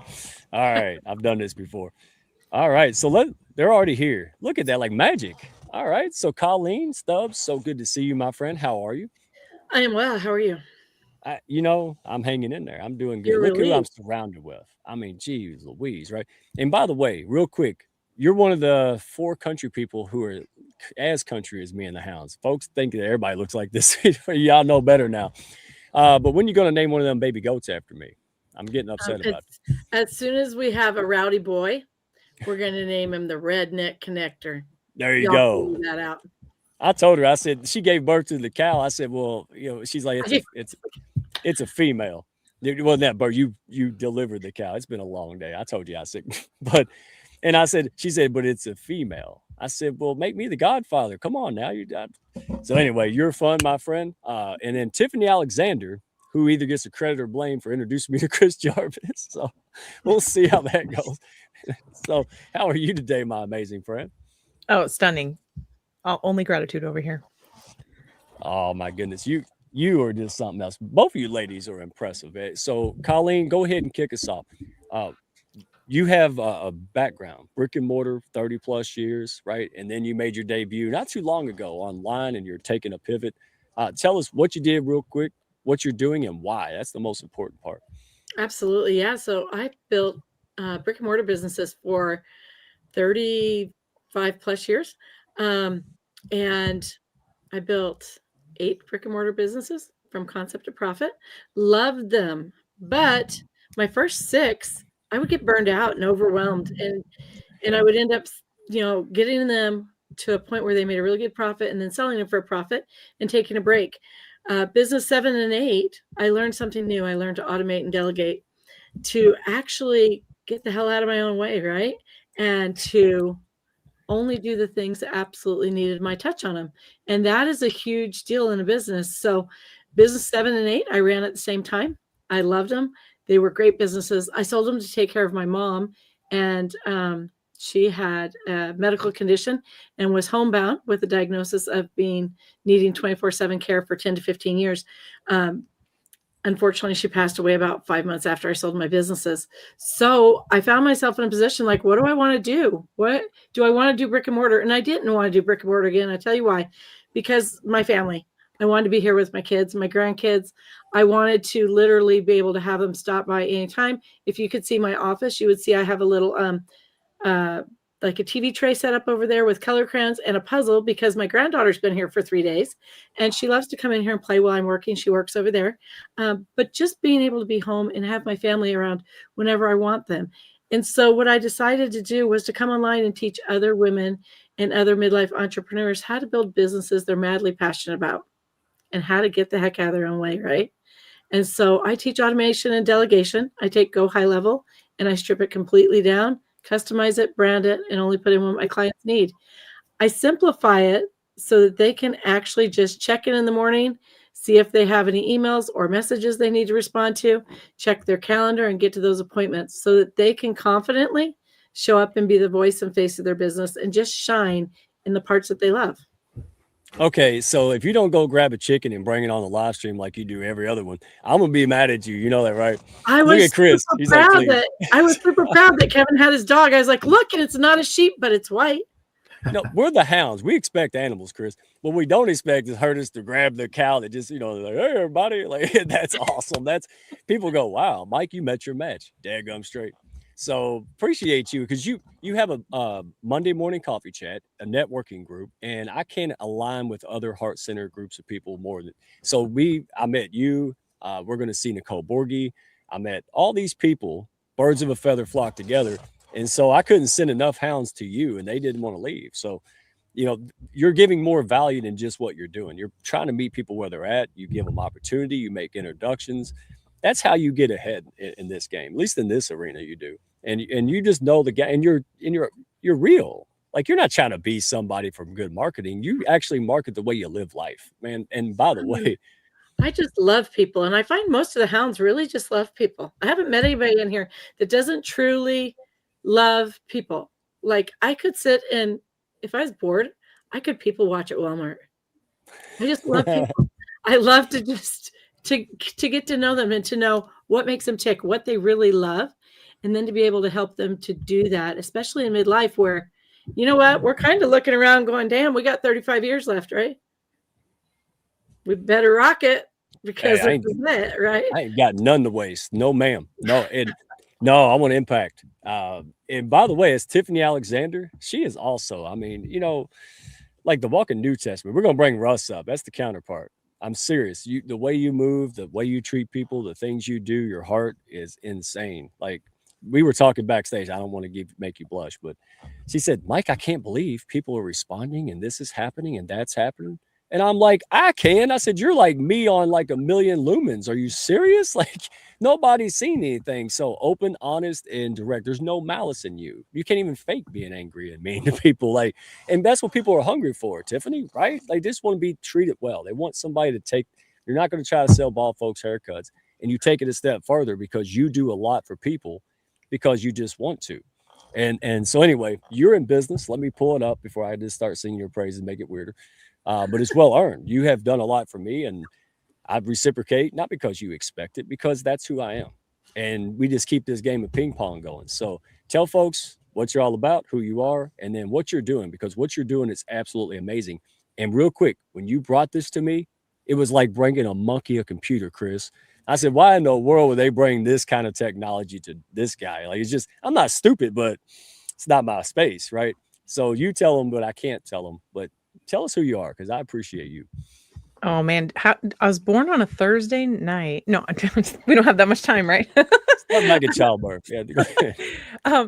My like calling card, my story is that I'm an aerospace engineer dropout that turned real estate house flipper because of an infomercial, and really that infomercial brought me to this space of seminars, the life. So last 17 years on and off, I've had seminar experience, but what that ended up having me do is open my own fund. And when I opened my own fund to let people invest with me instead of just being so darn quiet, they said, why don't you network? Come on, network. And I found actually this entire love of a connector. And I think now people call me super connector because I previously I kept somebody, I met someone, I'm like, that's neat. Thanks, you're in my phone. But as super connector, you're like, you all need to know each other. And when you're just this connector, it's a very long runway. And I've only been a super connector now at this point for a year and a half, 2 years. And I missed out on the last 17 of just Rolodexing them privately and quietly. And now it's like, wow, what can I do with all of this? And just this visionary person that I've become and leaned into and allowed myself to be, which I didn't realize I kind of was all the way, has led me to some incredible partnerships. And I've been made partner for this company that is taxlens.ai. And it sounds like too good to be true, but I got introduced to the gentleman that actually invented it 25 years ago, his own private agent that he invented. And it is just his. And he's letting us utilize it to bring opportunities to small, medium, big business owners to have his AI take a peek. And our flagship product is like a 10-year look back for 20 minutes and $20. So it's like anybody that wants access to that. And it gets real complicated with algorithms and all this. But the most important part is that anybody can use it. And then all of a sudden over Thanksgiving weekend, he was like, let's turn on 46 other things to just bring it to any business owner. I'm like, you're like the lost money detective now at this point to find anything that just his AI can do as a philanthropic arm of his like billionaire status. So I'm proud to be the person to bring taxlens.ai to everybody. And so much to say, I don't even have enough time to explain it other than just I'm humbled, I'm honored. And I still have a lot of fun stuff that I do is I lean into Super Connector. I absolutely cannot wait to meet all the people that I get to meet.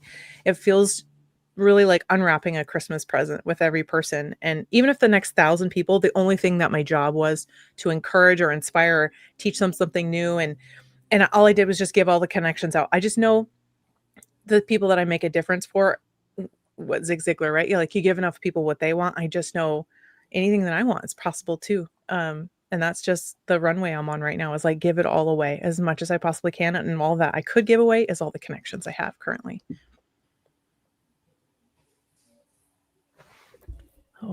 Look, I did it again. Ventriloquist act. Good.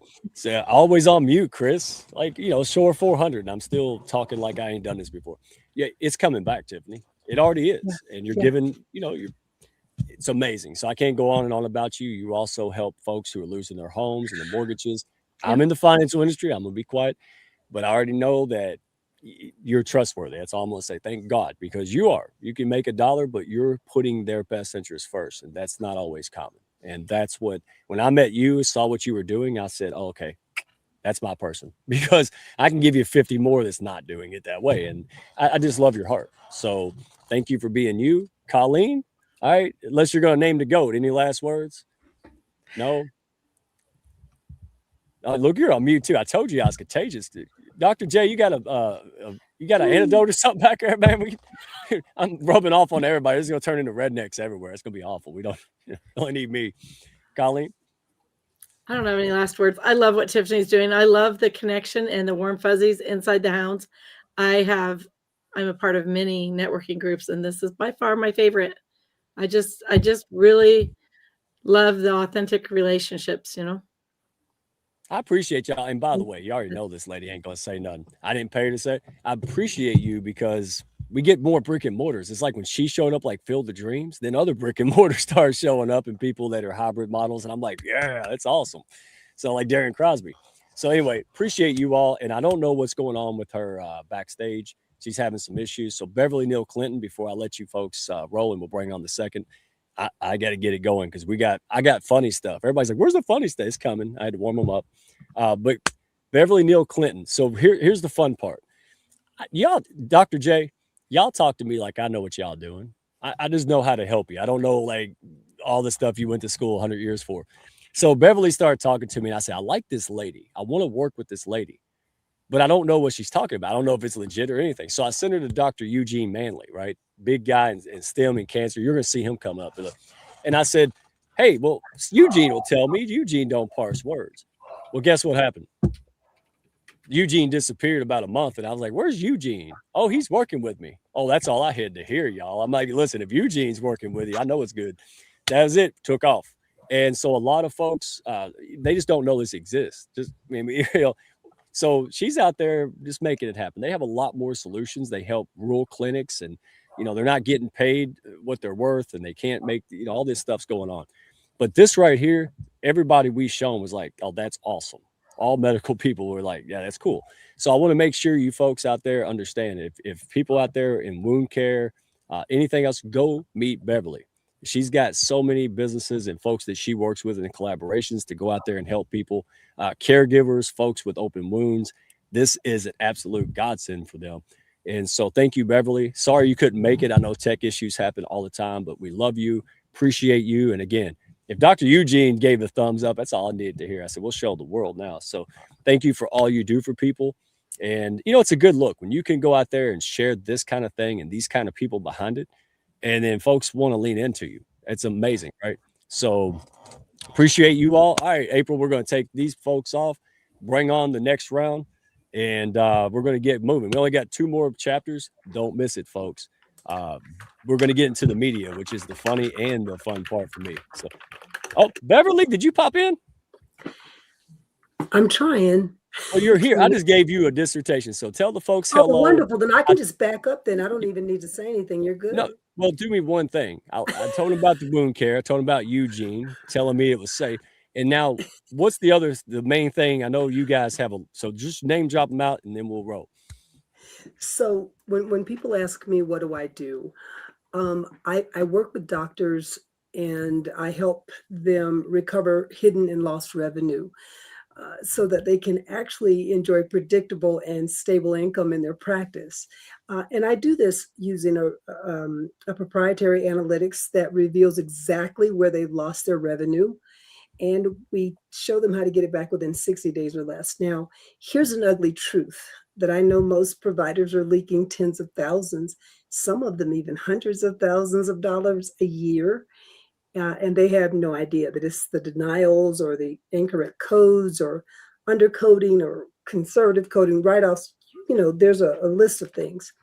And all of these charges just kind of blow through their fingers like flowing water.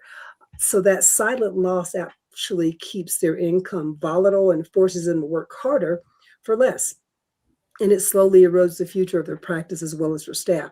Now, the beautiful truth is that with our proprietary analytics, we can show them exactly where the money's hiding and then give them a clear path. And more importantly, we create a win-win-win environment because we're working with patients who have chronic wounds, 30 days or more. As a result of that, those people, you know, aren't living their best life. So we improve their quality of life. We help the doctors generate revenue because we're going to do all what I call the grunt work. Now, that's the Marine part of me. That's we handle the things that people don't want to. So we handle the grunt work. And as a result of doing that grunt work, that generates incomes for the doctors. Now, I don't know about where you guys are, but here in New Mexico, we are known as a medical desert because we don't have enough doctors. So this will help keep doctors here. This will pay them what they're worth. This will allow their bonuses to be increased because their patients are going to be healthy. I think I'm like one of the luckiest people because this is a win-win-win for everybody. This is like, and you guys have heard me say this, I feel like I'm a Pied Piper. I'm having this conversation because I'm like, we can do better.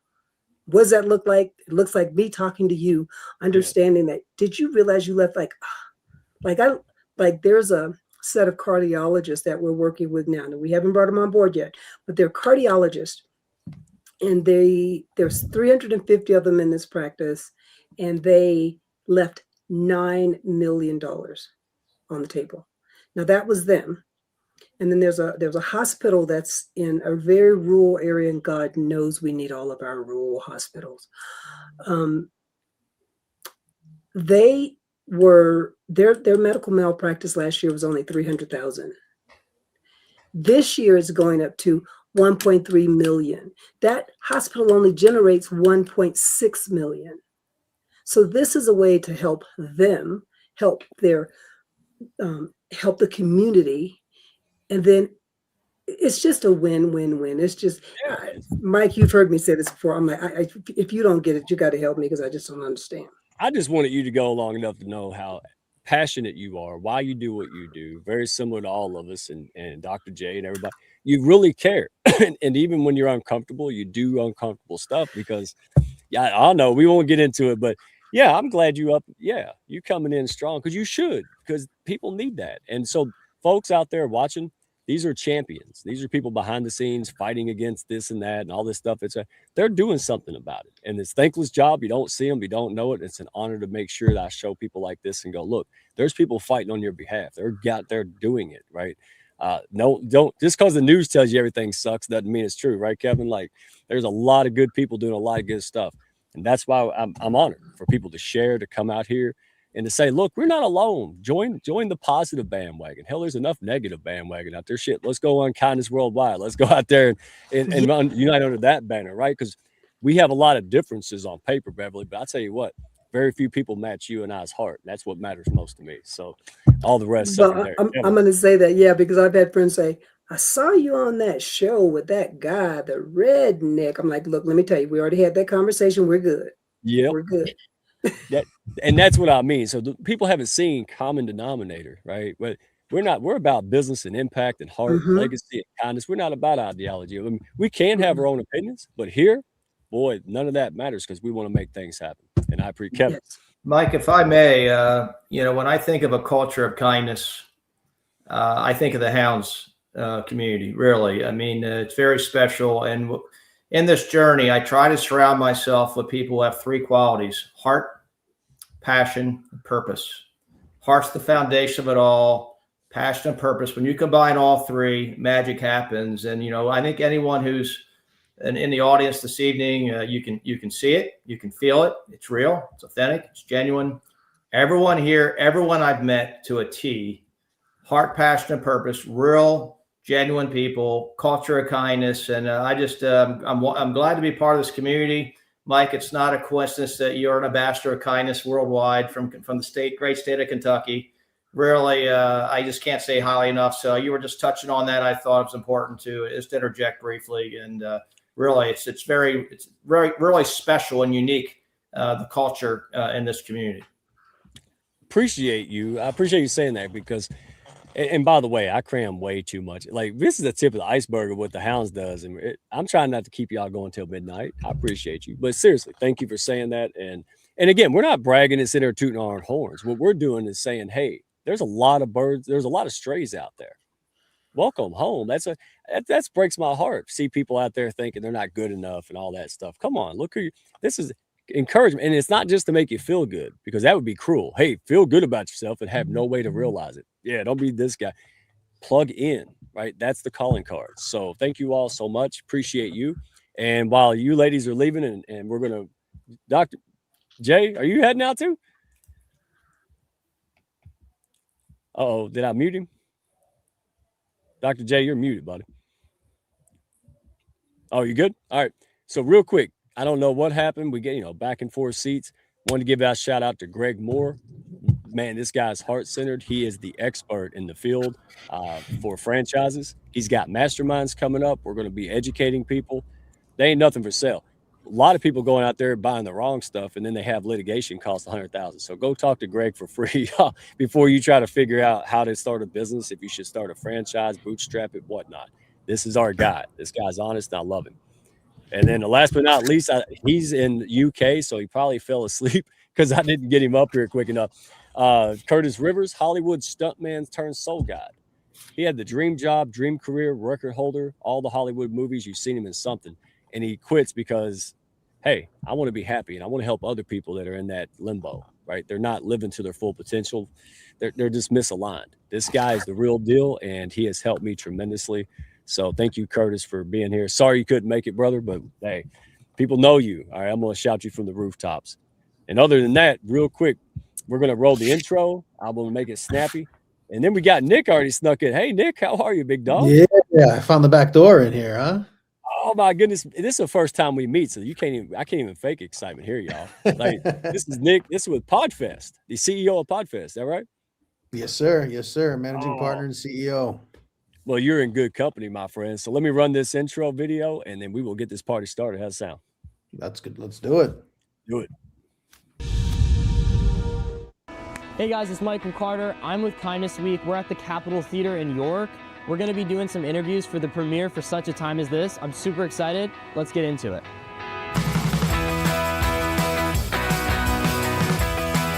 what brings you here tonight? I'm excited to see the premiere for such a time as this. Yeah, I'm pumped.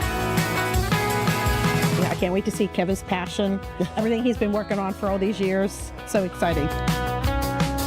Kevin's energy, his passion, our history together, I wouldn't miss it. Ladies and gentlemen, you were born with a purpose. I don't think it's a mistake that you're here tonight. You're here for a reason, and so we're proud to present to you for such a time as this.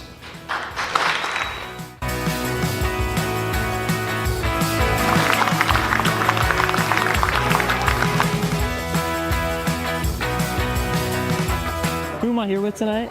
I'm Michael Helfrich. I'm the mayor of the city of York. Nice to meet you. And what did you think about the film overall? I think Elgin did an amazing job putting together so many different facets of what has been produced from one act of kindness. My initial reaction was, wow, how raw the movie was, but also just my own feelings of watching this progress and listening to the journey and the path that it was taken. Victoria Spigo, Miss Pennsylvania 2025. It's nice to meet you. And what did you think about the film? Like, what was your first initial reaction? So I had the honor of being a part of the film, but I was just a teeny tiny little piece, and getting to see the full story that Kevin and his entire team have put together was just, there aren't really words for how powerful it is. Yeah. So it was an absolute pleasure to get to watch, and I think that everyone is going to find something in this story that they resonate with.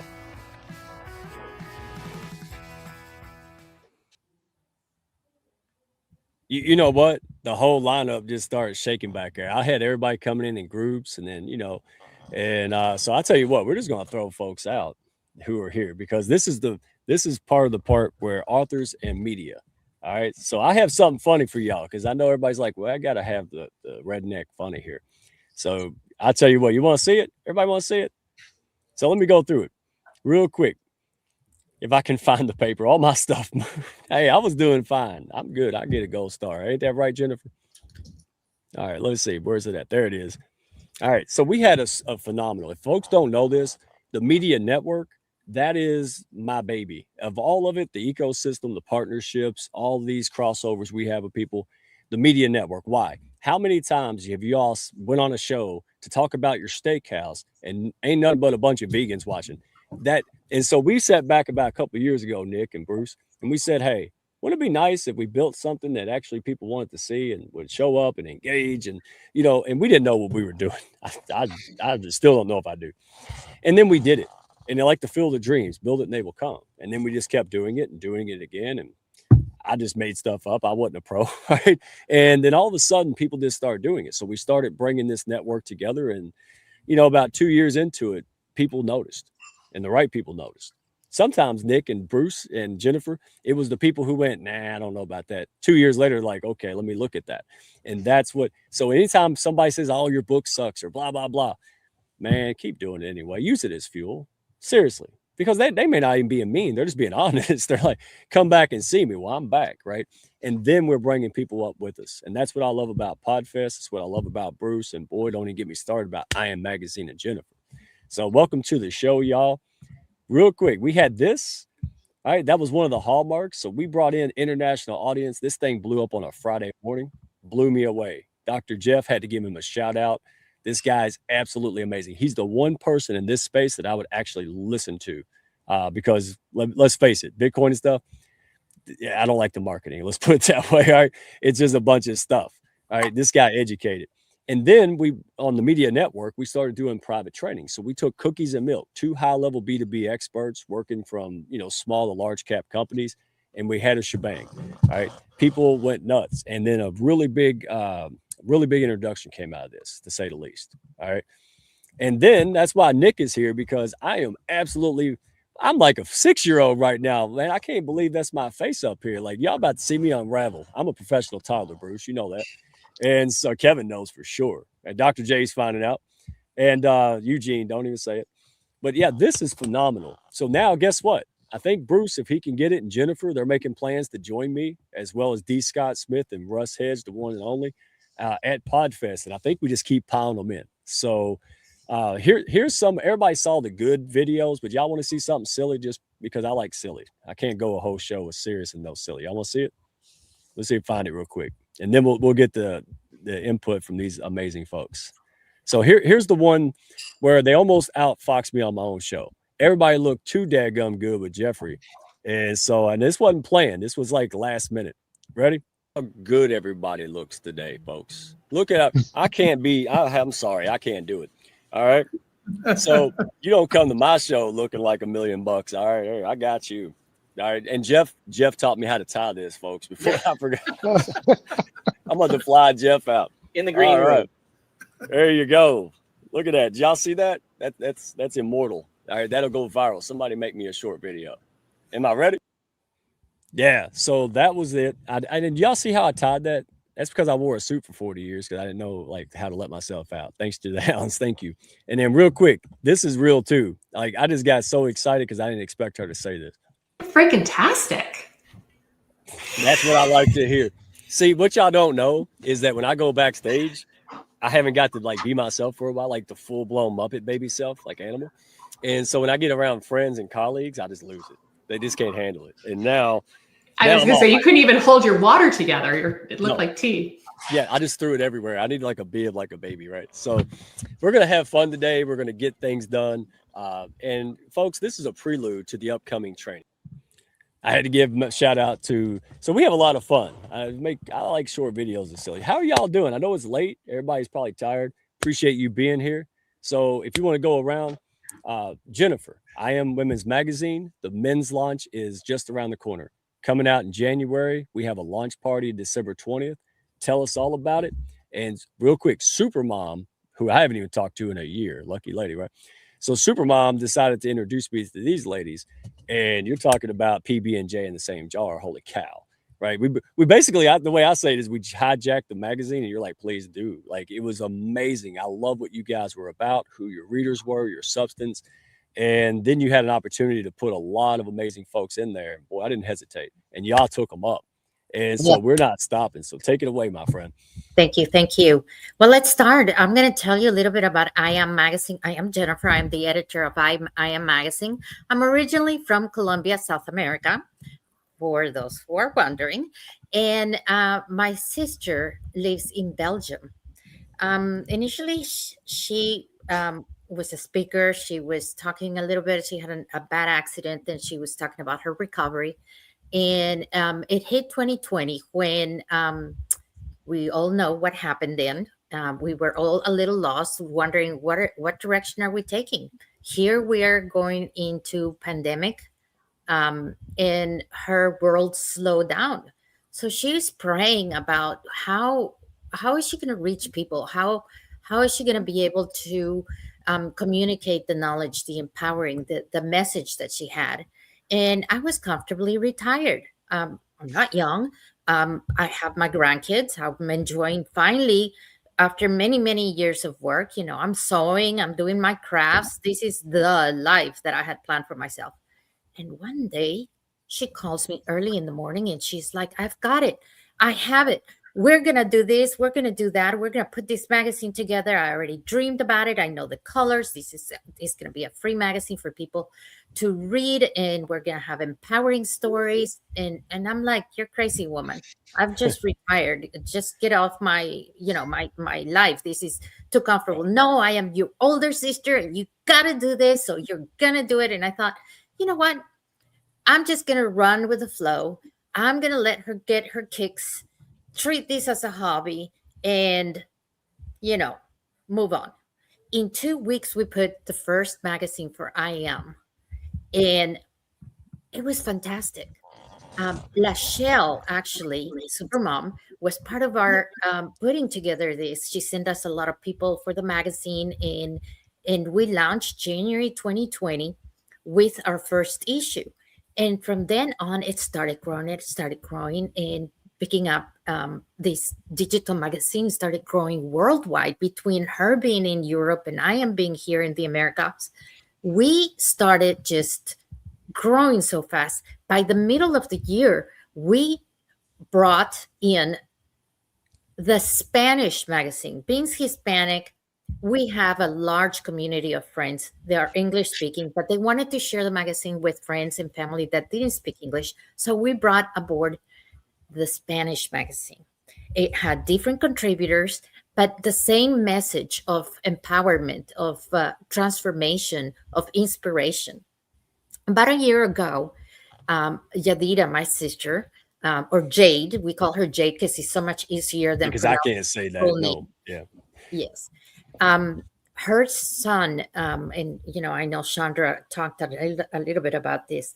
Her son committed suicide in March of last year, and her world shattered. And at that point, I'm very involved in the magazine. I'm trying to keep this magazine together, and she's just trying to go through the motions, trying to heal herself and her heart, and trying to understand what happened to him.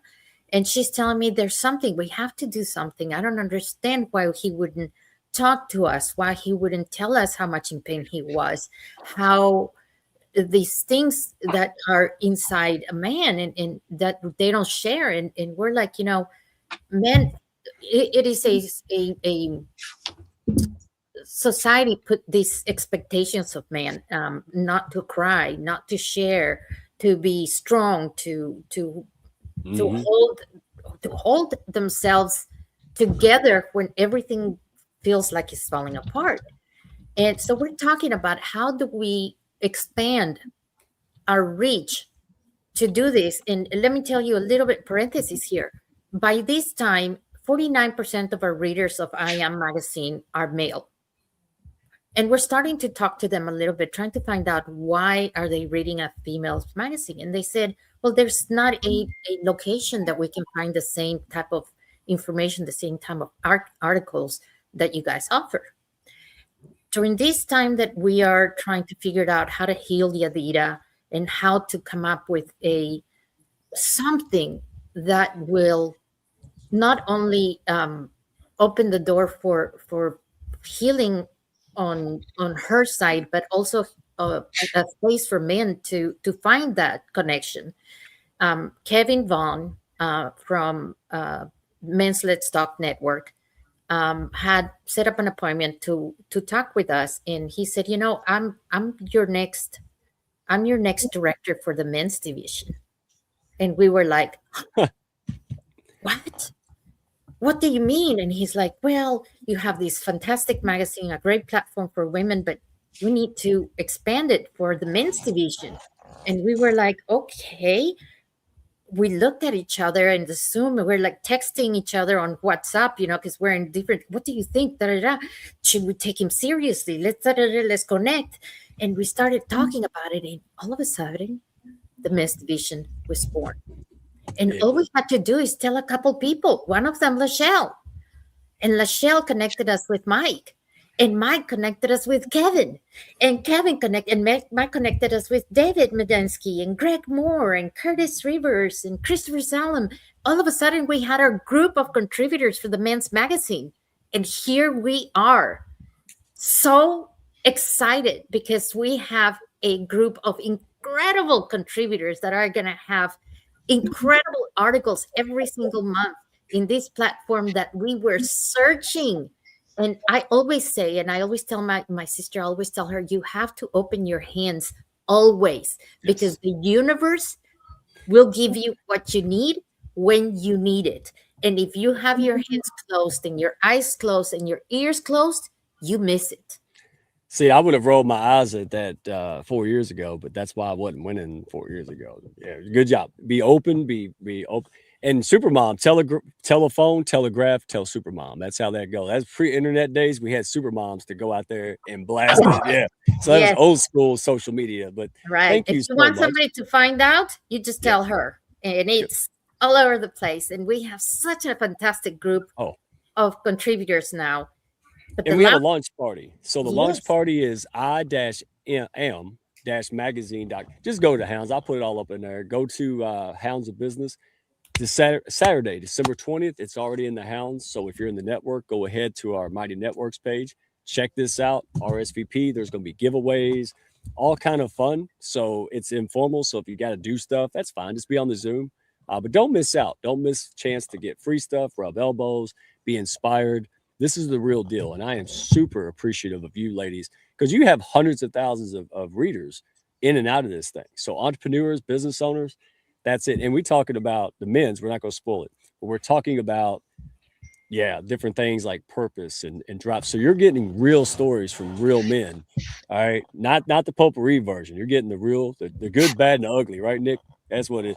So we're making sure that people know that, hey, especially my article, you already know that's going to be like, I can't believe it made it. That's not, I had to write PG, Bruce. Imagine that. Shit. Mr. Rogers, man, I can only handle that for like 5 minutes. All right. So wait, Podfest don't kick me out. I'll be good. It'll be a good week. So let's go on, Nick. Appreciate you, my friend. Man, so hey, thanks for having me. I am beyond belief thrilled. Again, I've saw friends of mine over the years, Dr. CJ, Dr. Constance Leland. Everybody's going Podfest. I never considered myself a Podfest or a podcaster. I'm just a hillbilly building a community. I had to get out there somehow, right? And then it evolved. So D. Scott Smith's like, hey, you got to go with us. And you want to know the truth? I just thought he wanted to save money on the reservations, man. I was like, well, how do you do it? What is it? And then as I started taking the real serious look, I said, wow, man, now I see what all the buzz is about, man. You got them all. You got people of every walks of life, creators of all sorts, not just business. And then I fell in love with it, got to know you guys, and I was like, all right, that's it. So now we're building the entourage. Hopefully Bruce and Jennifer, I know the rest of us are going to be out there. So tell us what you want us to know. What is it that makes it so special? How did you get involved? And the Hounds got a discount code, so tell them why they should join us, because I would love to have more show up in person in Orlando, Nick. The floor is yours, brother. So I started out just going to Podfest. We've been very fortunate that even with everything going on in 2020, 2021, the timing of our event just so happened that we were able to have our live event in 2020, and then we were able to have our live event in 2021. So we've had live in-person events. This will be our 12th year in a row. And so we're really, really excited. Every year we grew. We started out 12 years ago in a small 10-person meeting, and then said, you know what, let's just do it again. And this wasn't me. This is my partner and the founder of Podfest, Chris Krimitsos. I became a sponsor sometime around year 4 or 5. I met Chris at a different social media marketing world in 2015 or 2016 or something like that. He's a Greek guy. I'm a Greek guy. We became best friends pretty quickly. So every year I sponsored. I didn't really have any purpose for sponsoring. I just wanted to support Chris. But the energy of Podfest, whenever you go there, it feels just like a big family reunion full of a bunch of people you've never met before and a whole bunch of other people you meet every year at Podfest. So it's there was really something special about the energy in that room. And so I have a background. I grew up as an attorney. I was a lawyer for 13 years in a large law firm in New York City. So when you were tying that tie, man, you were giving me PTSD. And so I ended up I was up for partner at this large law firm in 2013, and I just listening to them talk about what partnership looked like. It was like, even thinking back now, it just really, I could not do that to my family. Really, I was just working way too much, and so I actually went into a conversation with about becoming partner, and ended up asking for an agreement for me to just separate from the company. I was like, you know what, I just can't do this anymore. I need to move my family back to Massachusetts, which is where I live. And I was like, so how do we just, like, what if I do none of that? And so this was June. It was actually June. I happen to know the exact date. It was June 7th, 2013. And they're like, well, eventually you're going to get fired. And I was like, how eventually? And they're like, well, sometime in the fall you'll get let go and you'll get like severance. And I was like, how much severance? They're like, 3 months standard.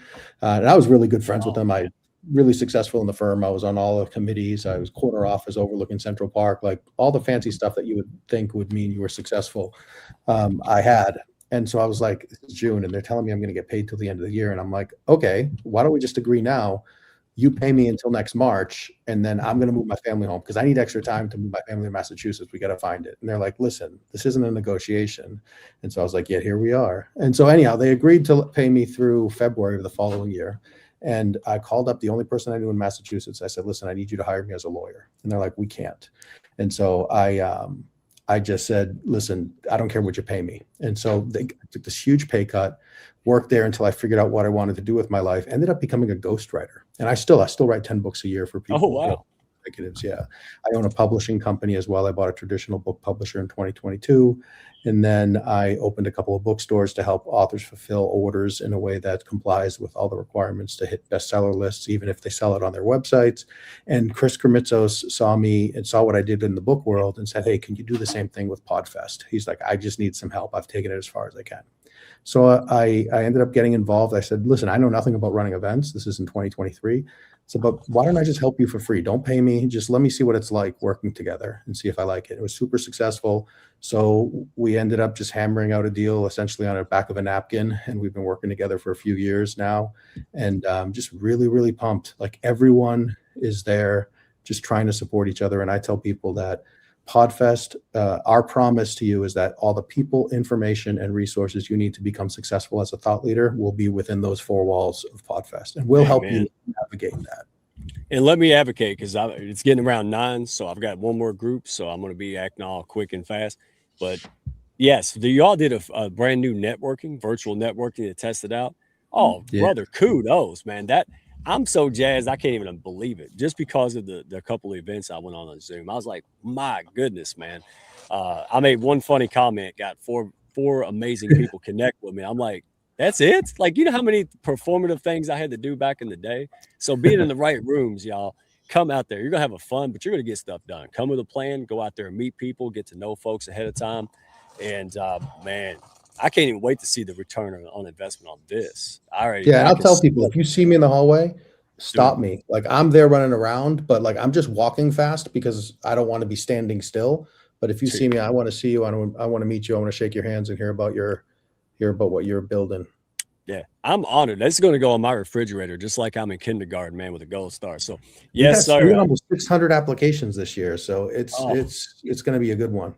Oh yeah, the whole world's going to be applying next year. I'm going to have a chance, so I'm going to enjoy it. Real quick, Nicole Borgie, a lot of the people you guys sing, so we didn't get to it. We're going to get to Bruce, but I wanted to make sure Nicole Borgie, I call her the Summit Queen.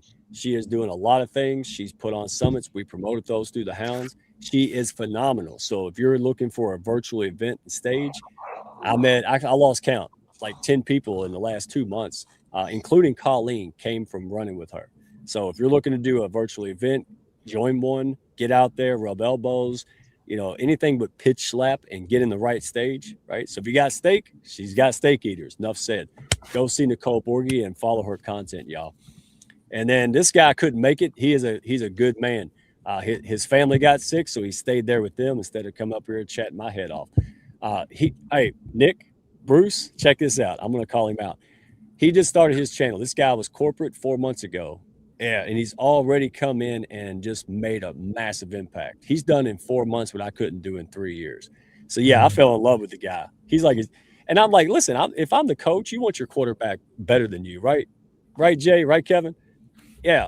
So, anyway, he comes in. He's got Bob Berg. He put me on first. He put Steve Ramona. Most people know him, right? I mean, he's got the top-ranked 30 podcasts in the planet. And then he puts Bob Berg on it just recently. So he comes out when Steve gets on. He goes, hey, Mike, this brand new channel for 10 days got 15,000 views already. He says, is that normal? Hell no, that ain't normal. I said, well, for us, it might be normal, but no, that's not normal. That's, again, just because you have something going on, you don't always have to play an algo game. And you have real people pushing you up and cross-promoting and collaborating. You can really get a lot done, right? And that's the key. And he set them up and we knocked them down. And so when we build this media network, there you go. That I couldn't find this guy with 50 million cold DMs, y'all. So I just wanted to make sure y'all got that. Plug in, rub elbows, go to PodFest, show up to I Am Magazine stuff, go to Kevin's private viewing. That's where you meet elite business care bears, folks. That's where you rub elbows. I met Bruce Silverman. Somebody introduced him to me, and we're going to bring this cat up because he's amazing. So Bruce Silverman, real quick, we're going to get about 2 minutes each, and we're going to roll with Eugene.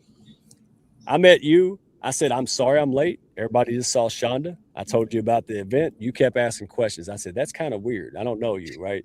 And so, I was like, why is this guy asking me all these questions about that event? And then he said, hey, it means something to me. It matters to me. And then we had a dialogue. The man opened up. And, again, I probably, if I would have came at him with this camo hat and stuff, y'all wouldn't have happened. And so he really took a vested interest. We reconnected recently, and I got an opportunity I thought we could work with. And guess what happened? Nick, Jennifer, guess what happened, Eugene? We started coming up with more ways to work together because we're sitting there. And so take it away, Bruce. Tell folks what you do. I appreciate it, Mike. And I think I speak redneck because I went to the University of Georgia. So I think that's kind of it. It's great to see everybody. And Eugene and I met recently, and we had a great conversation.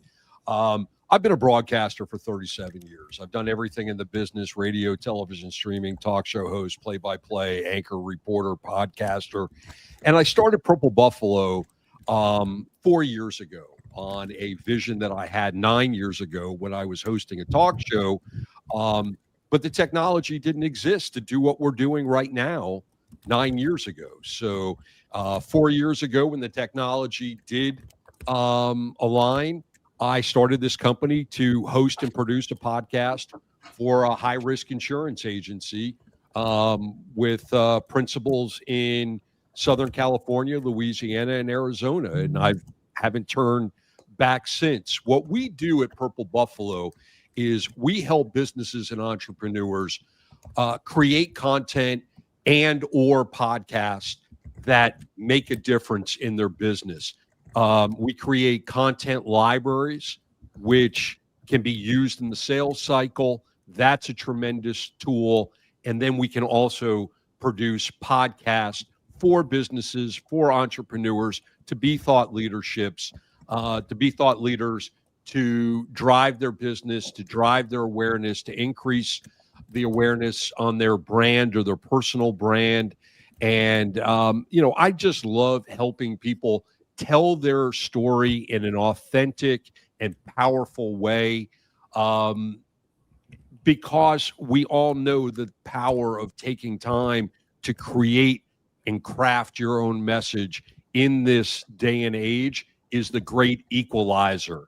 You can be, Mike, you were just talking about this gentleman who started a channel and within days had these unbelievable numbers. And, just a few years ago, somebody just couldn't come out of the woodwork and create that type of awareness and community. And you can do that now. Yeah. And I just love doing it. And I get this question all the time, and I think it will fall into a lot of the discussions that took place tonight. The reason I named the company Purple Buffalo is the purple is the color of trust and royalty and Prince Rogers Nelson, because I'm a huge Prince fan. And the buffalo came from a parable. And the difference between a cow and a buffalo when a storm is approaching is that cows will run and hide, and buffaloes will put their head down and they will charge directly through the storm and the chaos to get to the calm. And I learned this parable about 4 years ago, right around the time that I was starting this company and going through a lot of personal things in my life, including a divorce and a career change and everything else. And I decided from that day forward, I wanted to be a buffalo. And that's who I love to work with, or people that are buffalo. And we have certainly met a lot of them tonight. So some of them I've met, some of them I haven't. So Mike, thanks so much for that introduction. Yeah, if worst case, Kevin and everybody, Bruce is going to go nuts in the Hounds now. He's going to show up everything because he already knows. He's like, I can help a lot of people, and they know people you can help. And brother, I can't wait for us to figure out, the few details, and then me and you pulling in 2026 together. And yeah, I'm really looking forward to it. It's amazing today. And obviously my day's not over yet because I'm still here. This has been approaching 12 hours now, the most productive day that I have had in 2025. Yeah. So, some people are taking the entire month off. They're not answering phone calls. They're not answering emails. My foot is on the gas until this year is over. Brother, me and you. And I said, Bruce came at the right time, Nick, because I said, here soon I might look like I have a Pinto steering column on a Ferrari, right? You need to I'm sitting here with an Etch-a-Sketch on a live stream going, maybe I need a big gaming computer, right? Like that kind of stuff. And I'm thinking, it's time. It's time for a Jenny Jones makeover because we're going to reach out. We want to impact more people. So appreciate you, folks. Eugene, Appreciate it. Hey, and this is the first time. If you need to drop off, folks, you can. This is the first time we tried something like this. So as you could tell, I guesstimated at the time, when you herd a lot of cats, right? But we'll do a two-parter next time. We learn from it. Thank you for the grace and patience, and folks who had issues or whatnot. Appreciate you. That's only in the Hounds you can get away with being human, and people are like, it's okay. Catch you on the next one. So thank you all. Eugene, tell us what you're doing in STEM, cancer research, and just like Shonda and all the other people you have built from the ground up. Even I'm like, how's this guy not quitting? Because it's not in you. So, and thank goodness, because people need what you're doing. So tell us what you're doing, brother. Good evening. And crap, the heat kicked on right when I started talking. Same here. I'm like, man, turn this off. It's like hell in here. So basically, I run the SHEC, or STEM and Cancer Health Equity Foundation. And at high level, we help organizations turn progress and scientific progress into measurable impact. So that means we partner with health systems, nonprofits, life sciences, and community organizations to expand access to screening, biomarker testing, clinical trials. And we also work on increasing health literacy through plain language materials and infographics. That's about the shortest intro I could ever do on what we do. But a lot of this work was predicated and motivated by just me growing up in Detroit and seeing how my mom navigated care, my own experience in the hospital system earlier this year after my fracture, where me and a surgeon had a comprehensive treatment plan, but the hospital staff decided that you at the moment are poor and on Medicaid, so we're going to treat you like detritus and lie and say you have no pain. So they blocked a lot of the care I should have gotten, but it led to the resolve that I still need to have this nonprofit, because so many Black, underserved, and marginalized patients don't have access to information, resources, or advocacy, and we don't have enough diverse kids that know they can go in this STEM field. So we try to inspire them to do that, and then when they're in college, help them navigate those degrees and degree transitions. Is that short enough for you, Mike? Hey, I can't do it that short. Are you kidding me? No. Again, you're doing something that's passionate to you. People need it now more than ever. And it's an honor. So again, what's the Hounds going to do? It's simple. What do we have? We're a buffet, 10,000 miles long. Everything you can think of, cancer, STEM, it doesn't matter. We got it, right? If you're out there going, I wish something could help me achieve this. Well, damn it, we're going to have it some way or somehow, or we're going to partner with it. We're just going to bring it in, because I hate recreating the wheel. I hate duplicating stuff as there's too much of it anyway. So thank you for what you're doing out there. I know Dr. J. Joshi had to roll, but you two are going to meet soon. I'm going to put everybody in the orbit. It's going to be phenomenal. So I appreciate you all. Hey, we did good. We got one more few quick people that's going to come up here. Go ahead. And I just want to say, I did not intend to match my shirt to my logo. That's just unintentional. I am so proud of myself right now. You've been hanging around me. See that? See orange? I'm like Charlie Brown. I got the blue and green. I am so proud of myself. That was not intentional. I got blue and orange. That's it. All right. So we're going to bring up the last remaining panels. Appreciate you guys. Nick, can't wait to see you in person. Bruce, I hope you get to tag with us, man. It's going to be phenomenal. We're going to have a panel. Thank you so much. Hey, Kevin? Dude, you were a marathon runner, my friend. Gee, I'm going the extra mile for my friends. It's great to be here. If you need to drop, you can, because we got but if you can stay, I'll keep you forever. So, I'm here. I'm here to the finish. Absolutely. So It's a wonderful company, wonderful people, my kind of people. Well, these guys, I call them authors, but that's like, I don't know, calling a carnival a ride. So let me show this video. I want everybody to pay attention to this video. This is your reward for hanging in there till midnight with the Hounds of Business. Thank you, April Wyatt, backstage, just crushing it. And Baz. Oh, Baz, I know it was a hard job, April too. So if you're my friends tomorrow, I know it's real. All right. So that's how you know, like, where'd they go? They're not hearing him. So, no, they would have left me a long time ago. Right? Right, Troy? You know me. Yeah, he'd be like, nah. I think you're okay. I think you're okay. Hell yeah, because you're still here. That's amazing. So let me show this video of David Manansky. He's on camera now. And this guy don't complain. He's had a busy, rough day, and here he is. But let's watch this video, because I was so happy, and I just thought it was awesome, man. So let's roll. If I can find the daggone thing. There it is. I've been waiting a whole day to show this. Boom. You have something special. You have greatness in you. This is my very good friend who's written the book, David Medinsky. And this book is about a path forward. What is the book about? It's about a second chance at life after finding out that you're having major health issues. And I know about that as a fourth-stage cancer conqueror for 39 years. This book will teach you how to put together a game plan, how to add more life to your years, but having a strategy and how you can reinvent yourself and fulfill your life and live from a place of greatness. Get this book, A Path Forward. It's a blueprint on how you can be introduced to the next greatest version of yourself.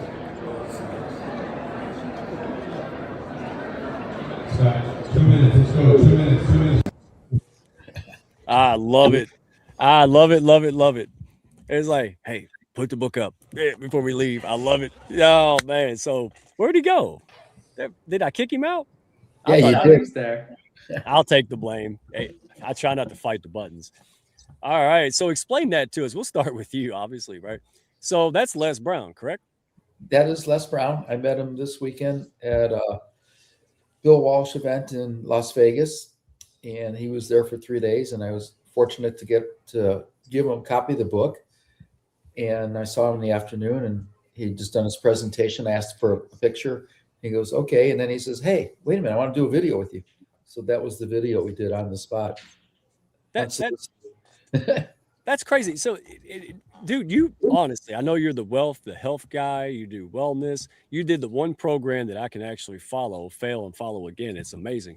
The Hounds did it last year. We saw value, so we shared it.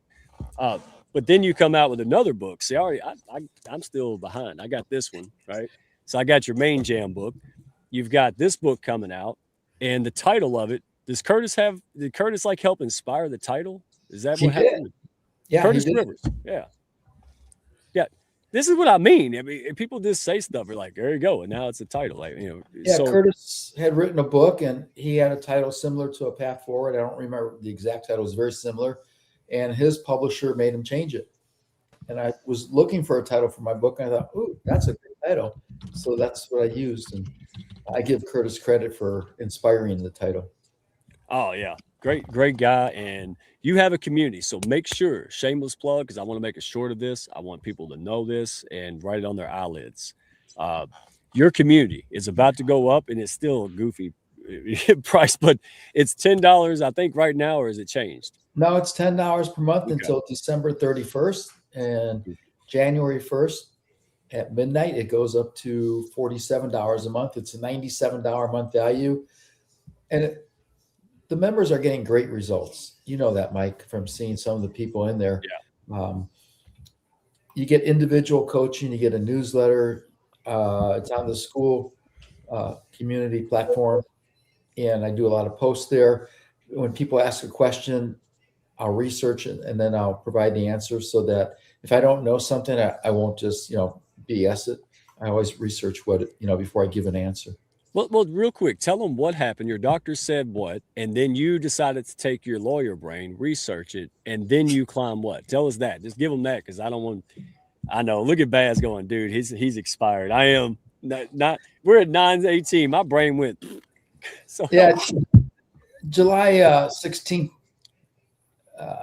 July of 2016. Doctor says, based on my lab results and being fat, I had a 95% chance for a fatal heart attack. Gave me two options: lose weight or find a new doctor. Had a list of doctors he was going to refer me to, because he had been after me for 8 years to lose the weight. If I did lose weight on a diet, I gained it all back. I was embarrassed. I was frustrated. And this was different. I shed 50 pounds during the next 4 months. And then in June of 2022, at age 67, I hiked up Mount Kilimanjaro. So I was excited about that. I'm 70 right now. And I started writing books about weight loss, and I changed it to health, because what I realized is when you eat for your health, the weight takes care of itself, and nobody wants to be on a diet. So I advocate lifestyle. And what I have a little quote is, knowing the path to better health changes nothing. Walking it changes everything, because we all know what to do. We just don't do it. And that's where I come in and help people. Yeah, and you do. He's like arguing with Yoda, folks. Don't do it. And he's not arguing. He's just getting you back into mode. like I make excuses or I have a legit challenge, and he understands that because he lived it. So thank you for that. That's what I mean. Like, you don't see me promote wellness programs. I'm not hating on all of them. I'm just saying I ain't got time to find 6,000 of them until I find David. So I was fortunate. It works. I like it. Start there, right? And the community is great. He gives you all these info. He gives you all the stuff you need. Plus, he's there, and you're funny too. You don't mean to be funny half the time. That makes it shit even funnier. But yeah, I see a lot of value, and it's a good community, and I can't tell people enough about it. So great job. Appreciate you, brother. Thank you. I appreciate it. No, it's seriously. And that pulls me to someone else. So, 8 years recovering alcoholic. I'm happy. I think it's 8. I lost count. But yeah, it's 8. I can't remember which month it started. But so then I heard Troy said, hey, I was too. 98 days into treatment. And then what happened to you? I couldn't even fathom, brother. I said, okay, I need to meet this guy. So I just didn't want people to think you're just some dude that wrote a book at a coffee shop. You lived through a lot of hell, self-imposed like we do, people like us. Yeah. But you've turned that around massively, and it's been a massive honor to support you in the early days. And now seeing your traction, your book, and things take off, man, enough said. So take it away, brother. Tell them who you are, what inspired this, and what you're all about. Well, I mean, first off, thanks for having me, and the Hounds have been amazing, and the support around here is just outstanding. And yeah, you guys are great. I've heard it a few times on here where it's like my favorite networking group, and it's true. I almost said networking. It's late for me too. But yeah, man, 98 days after, I put myself into rehab. I got a cancer diagnosis. My surgeon said it was big, scary, dangerous, rare cancer. I was like, well, that's like bingo. It's the last thing you will hear your doctor say. Yeah, go ahead. Yeah. And so ended up, I had a bone cancer in my shoulder blade. And so you can see the picture there. Now I got a fake one, but it looks pretty cool. Every time I get an x-ray or something, the x-ray tech, they all say the same thing. Say, I've been doing this for 28 years. I've never seen anything like that. But go to PodFest. I want to see TSA go, what in the world? Like, you gotta, I can't wait. Come on. I paid for the ticket. Let's do it. Yeah. But like, to piggyback on what David was talking about a little bit, I mean, it's a lot of what my book is about too, where I think we try to solve problems all the time, especially business owners, right? There's like one problem, you solve that problem, you solve the next one, and hey, man, I was the same way. Love to solve problems. I took a lot of pride in it. And then you run into these problems that don't have solutions, right? Like things you're going to be working on for the rest of your life. And I found you get better results, which I think is the key. You get better results when you accept that there is no solution and just manage these things instead of driving yourself crazy. You get better results. It's a little counterintuitive, but that's what I found. Yeah, no, I love that because I used to have this like, well, when I get here, I'll be ready, this and that. Look, you got to go out there and mess stuff up, figure it out, get crusty. But that's it. Me and you, and we're not the only ones, but there's people out there who haven't taken steps. They're still knocked down in that shame and guilt, and I'm not good enough. Stop it. Get up, read a book, go to a course, listen to somebody. Stop. And we're not saying that it's facetious. You have value in this life. Start accessing it, right? Yeah. And asking for help is not a sign of weakness. No. It is a sign of maturity. Amateurs do shit alone. I was for 40 years. Then I started turning pro. People, how? Well, that sounds cocky because I have coaches, man. Like, Michael Phelps didn't win a gazillion gold medals by his daggum self, right? He had multiple, and he kept scaling up, which leads me perfectly. Oh, I still got it, even when I'm out of my brain, sick, tired. To high-level coaches, Baz Porter. I've had tons of coaches in the Hounds, lots of folks helping me, but the last 6 months, and I know he hates the word coach, but he is a guide. He's a high-value executive guide that helps people, high-value people, mostly women. I snuck in. I got that way about me, right, David? But yeah, I snuck in there and we saw value. And thank goodness he saw value in me. He saw me go blah, blah, blah one day. I went, hey, something's here, right? And, iron sharpens iron. And it's just been a privilege to work with him. And here's the fun part. Every single one of you, when I send y'all out there to somewhere, dude, people love me. You know why? Because like, well, he's hanging out with y'all. Like they're impressed. They're not just impressed with how you talk and stuff. They're who you are, how you show up, what you're all about, your backstory, and then what you can do for people. It's the whole package. So Baz, take it away, brother. I can't say enough good about you. You're the most innovative guy, and you've also helped Shonda and other folks, and you really think about other people. So he's not in the UK, even though he sounds like it. There you go. Go ahead, take it away. No, I removed myself from the UK a while ago. Firstly, I'm going to go from here because we've had so many amazing people. Kevin is just a marathon runner all the way through. You've had Shonda, you've had so many people. We've got Troy here, David. I'm very humbled to be here, and I'm humbled to be around such amazing people who really want the best for others. So with that said, I reverse engineer lives, I reverse engineer businesses. I take them from where you want to get to and create a map from where you are now. And how I do it is through something that I stumbled across called RAMS. Results, attitude, authenticity, mastery, and systems. And there's a lot involved with that, obviously, that I won't bore you with right now. But essentially, I embodied what it is in my own life, and I walked the journey myself. I've been on stages with Les Brown, with Sharon Lecter, through Bill Walsh, through other people. I went to 35,000 people in the UK, in the Excel in London. So I've been about a bit. I'm also an author, international best-selling author through Tony Robbins partnership, and also my latest book, which is Die Empty, Live Full, and it's all about what I do at RAMS. And I'm just announced a launch for the 15th of January, and this is 30 years in the making, and a community for women predominantly, but it's going to be the cornerstone of everything I do. And also the education that I've done has just been endorsed by the ICF. So we're going to build a wellness platform out for coaches, trainers, just to help our future. The reason why I do it, quite simply, your grandkids. I want them to have a better life than I certainly did, and other people have had struggling. Troy, cancer, David, own journey, and obviously Kevin, we all know his. But this is about you. This isn't about me. This is about our future and learning from mistakes, challenges we've all had in our past. And that's why I love being around people just like you. Hey, all of you, class act, can't say enough good. And again, I want to share you with people, right? You just love people. I don't know what else to say. I want to be around somebody that's got my best interest at heart. Like, seriously. And by the way, Baz, you only got 2 book showings because you got too many daggone books. There you go. I had to pick 2 out of 60. I think David's got your bug now. He's going to have 6 million of them, right? I don't wait till Les Brown sitting there trying to juggle 50 of them at once.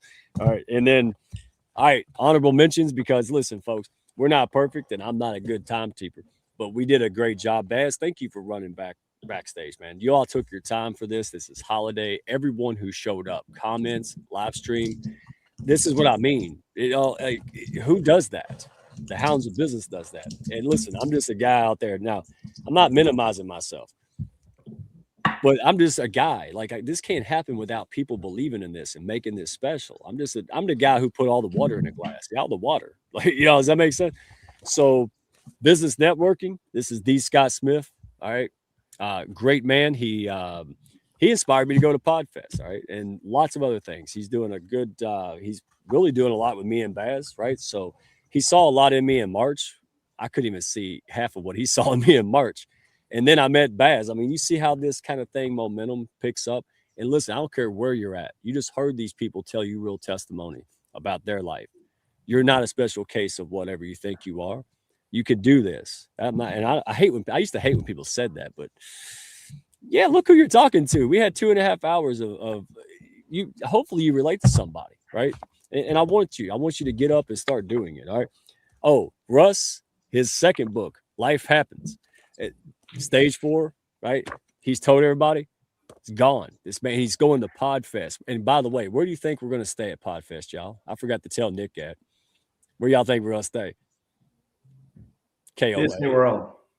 No, see, not the fancy. And it was D Scott. It wasn't me, y'all. D Scott's like, we're going to stay at the campgrounds. I'm like, dude, has it got water in it? He's like, okay, see, now you're out. I was like, no, I like the primitive cabins. But all right, so then we have Amy Cornforth Long, right? Subtle Art of Leadership, attorney, brilliant lady. So happy. I mean, she joined the Hounds like what 2 months ago, and she feel like she's been there 6 years because she is like bleeding Hound symbols, and she's the one that camps out at like a Grateful Dead concert at the live stream.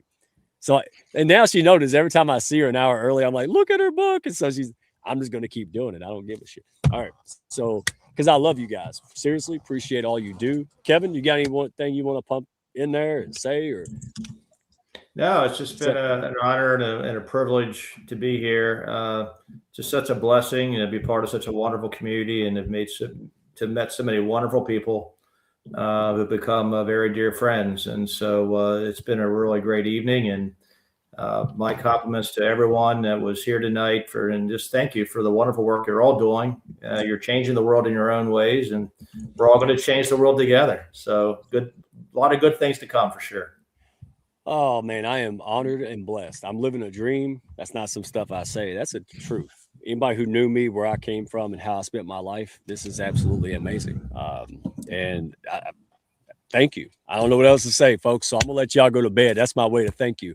And all the folks out there, we're winding down. Thank you for staying with us. And again, Baz, thank you for herding cats back there on something new. I think it went very, very well. We're not perfect, but now we know next time to do 2 shows, maybe 3. We'll parse them out for the whole month, right? Yeah, we got 4 weeks of December. So yeah, I'll carry the one, Baz. Right? Troy, dude, even on top of all you're doing, I forgot to tell you, I connected Troy with Mike King. He did a cancer event with his buddies, and they were raising funds. Got Mike King on board. Of course, everybody knows Mike King Biz, pushes up the Hounds. That guy did not hesitate, and boy, y'all got it. Y'all made a lot of money, a lot of impact, a lot of awareness. We did great. Yeah, thank you. Yeah, we did great. No, thank you. It was funny too, because I was like, Mike King, that's like trying to get on the president. Boy, that guy's busy. But when I said, hey, good guy, cancer awareness, he was like, all right, like that's the kind of dude Mike is. So appreciate you, Mike King. Thank you, Troy. Folks, everybody good. Kevin, you get to go to bed, brother. I know you've been spreading kindness. You just a tired Care Bear, man. I mean, so sleep has become a luxury. Yeah, well, you heard Jennifer. Even.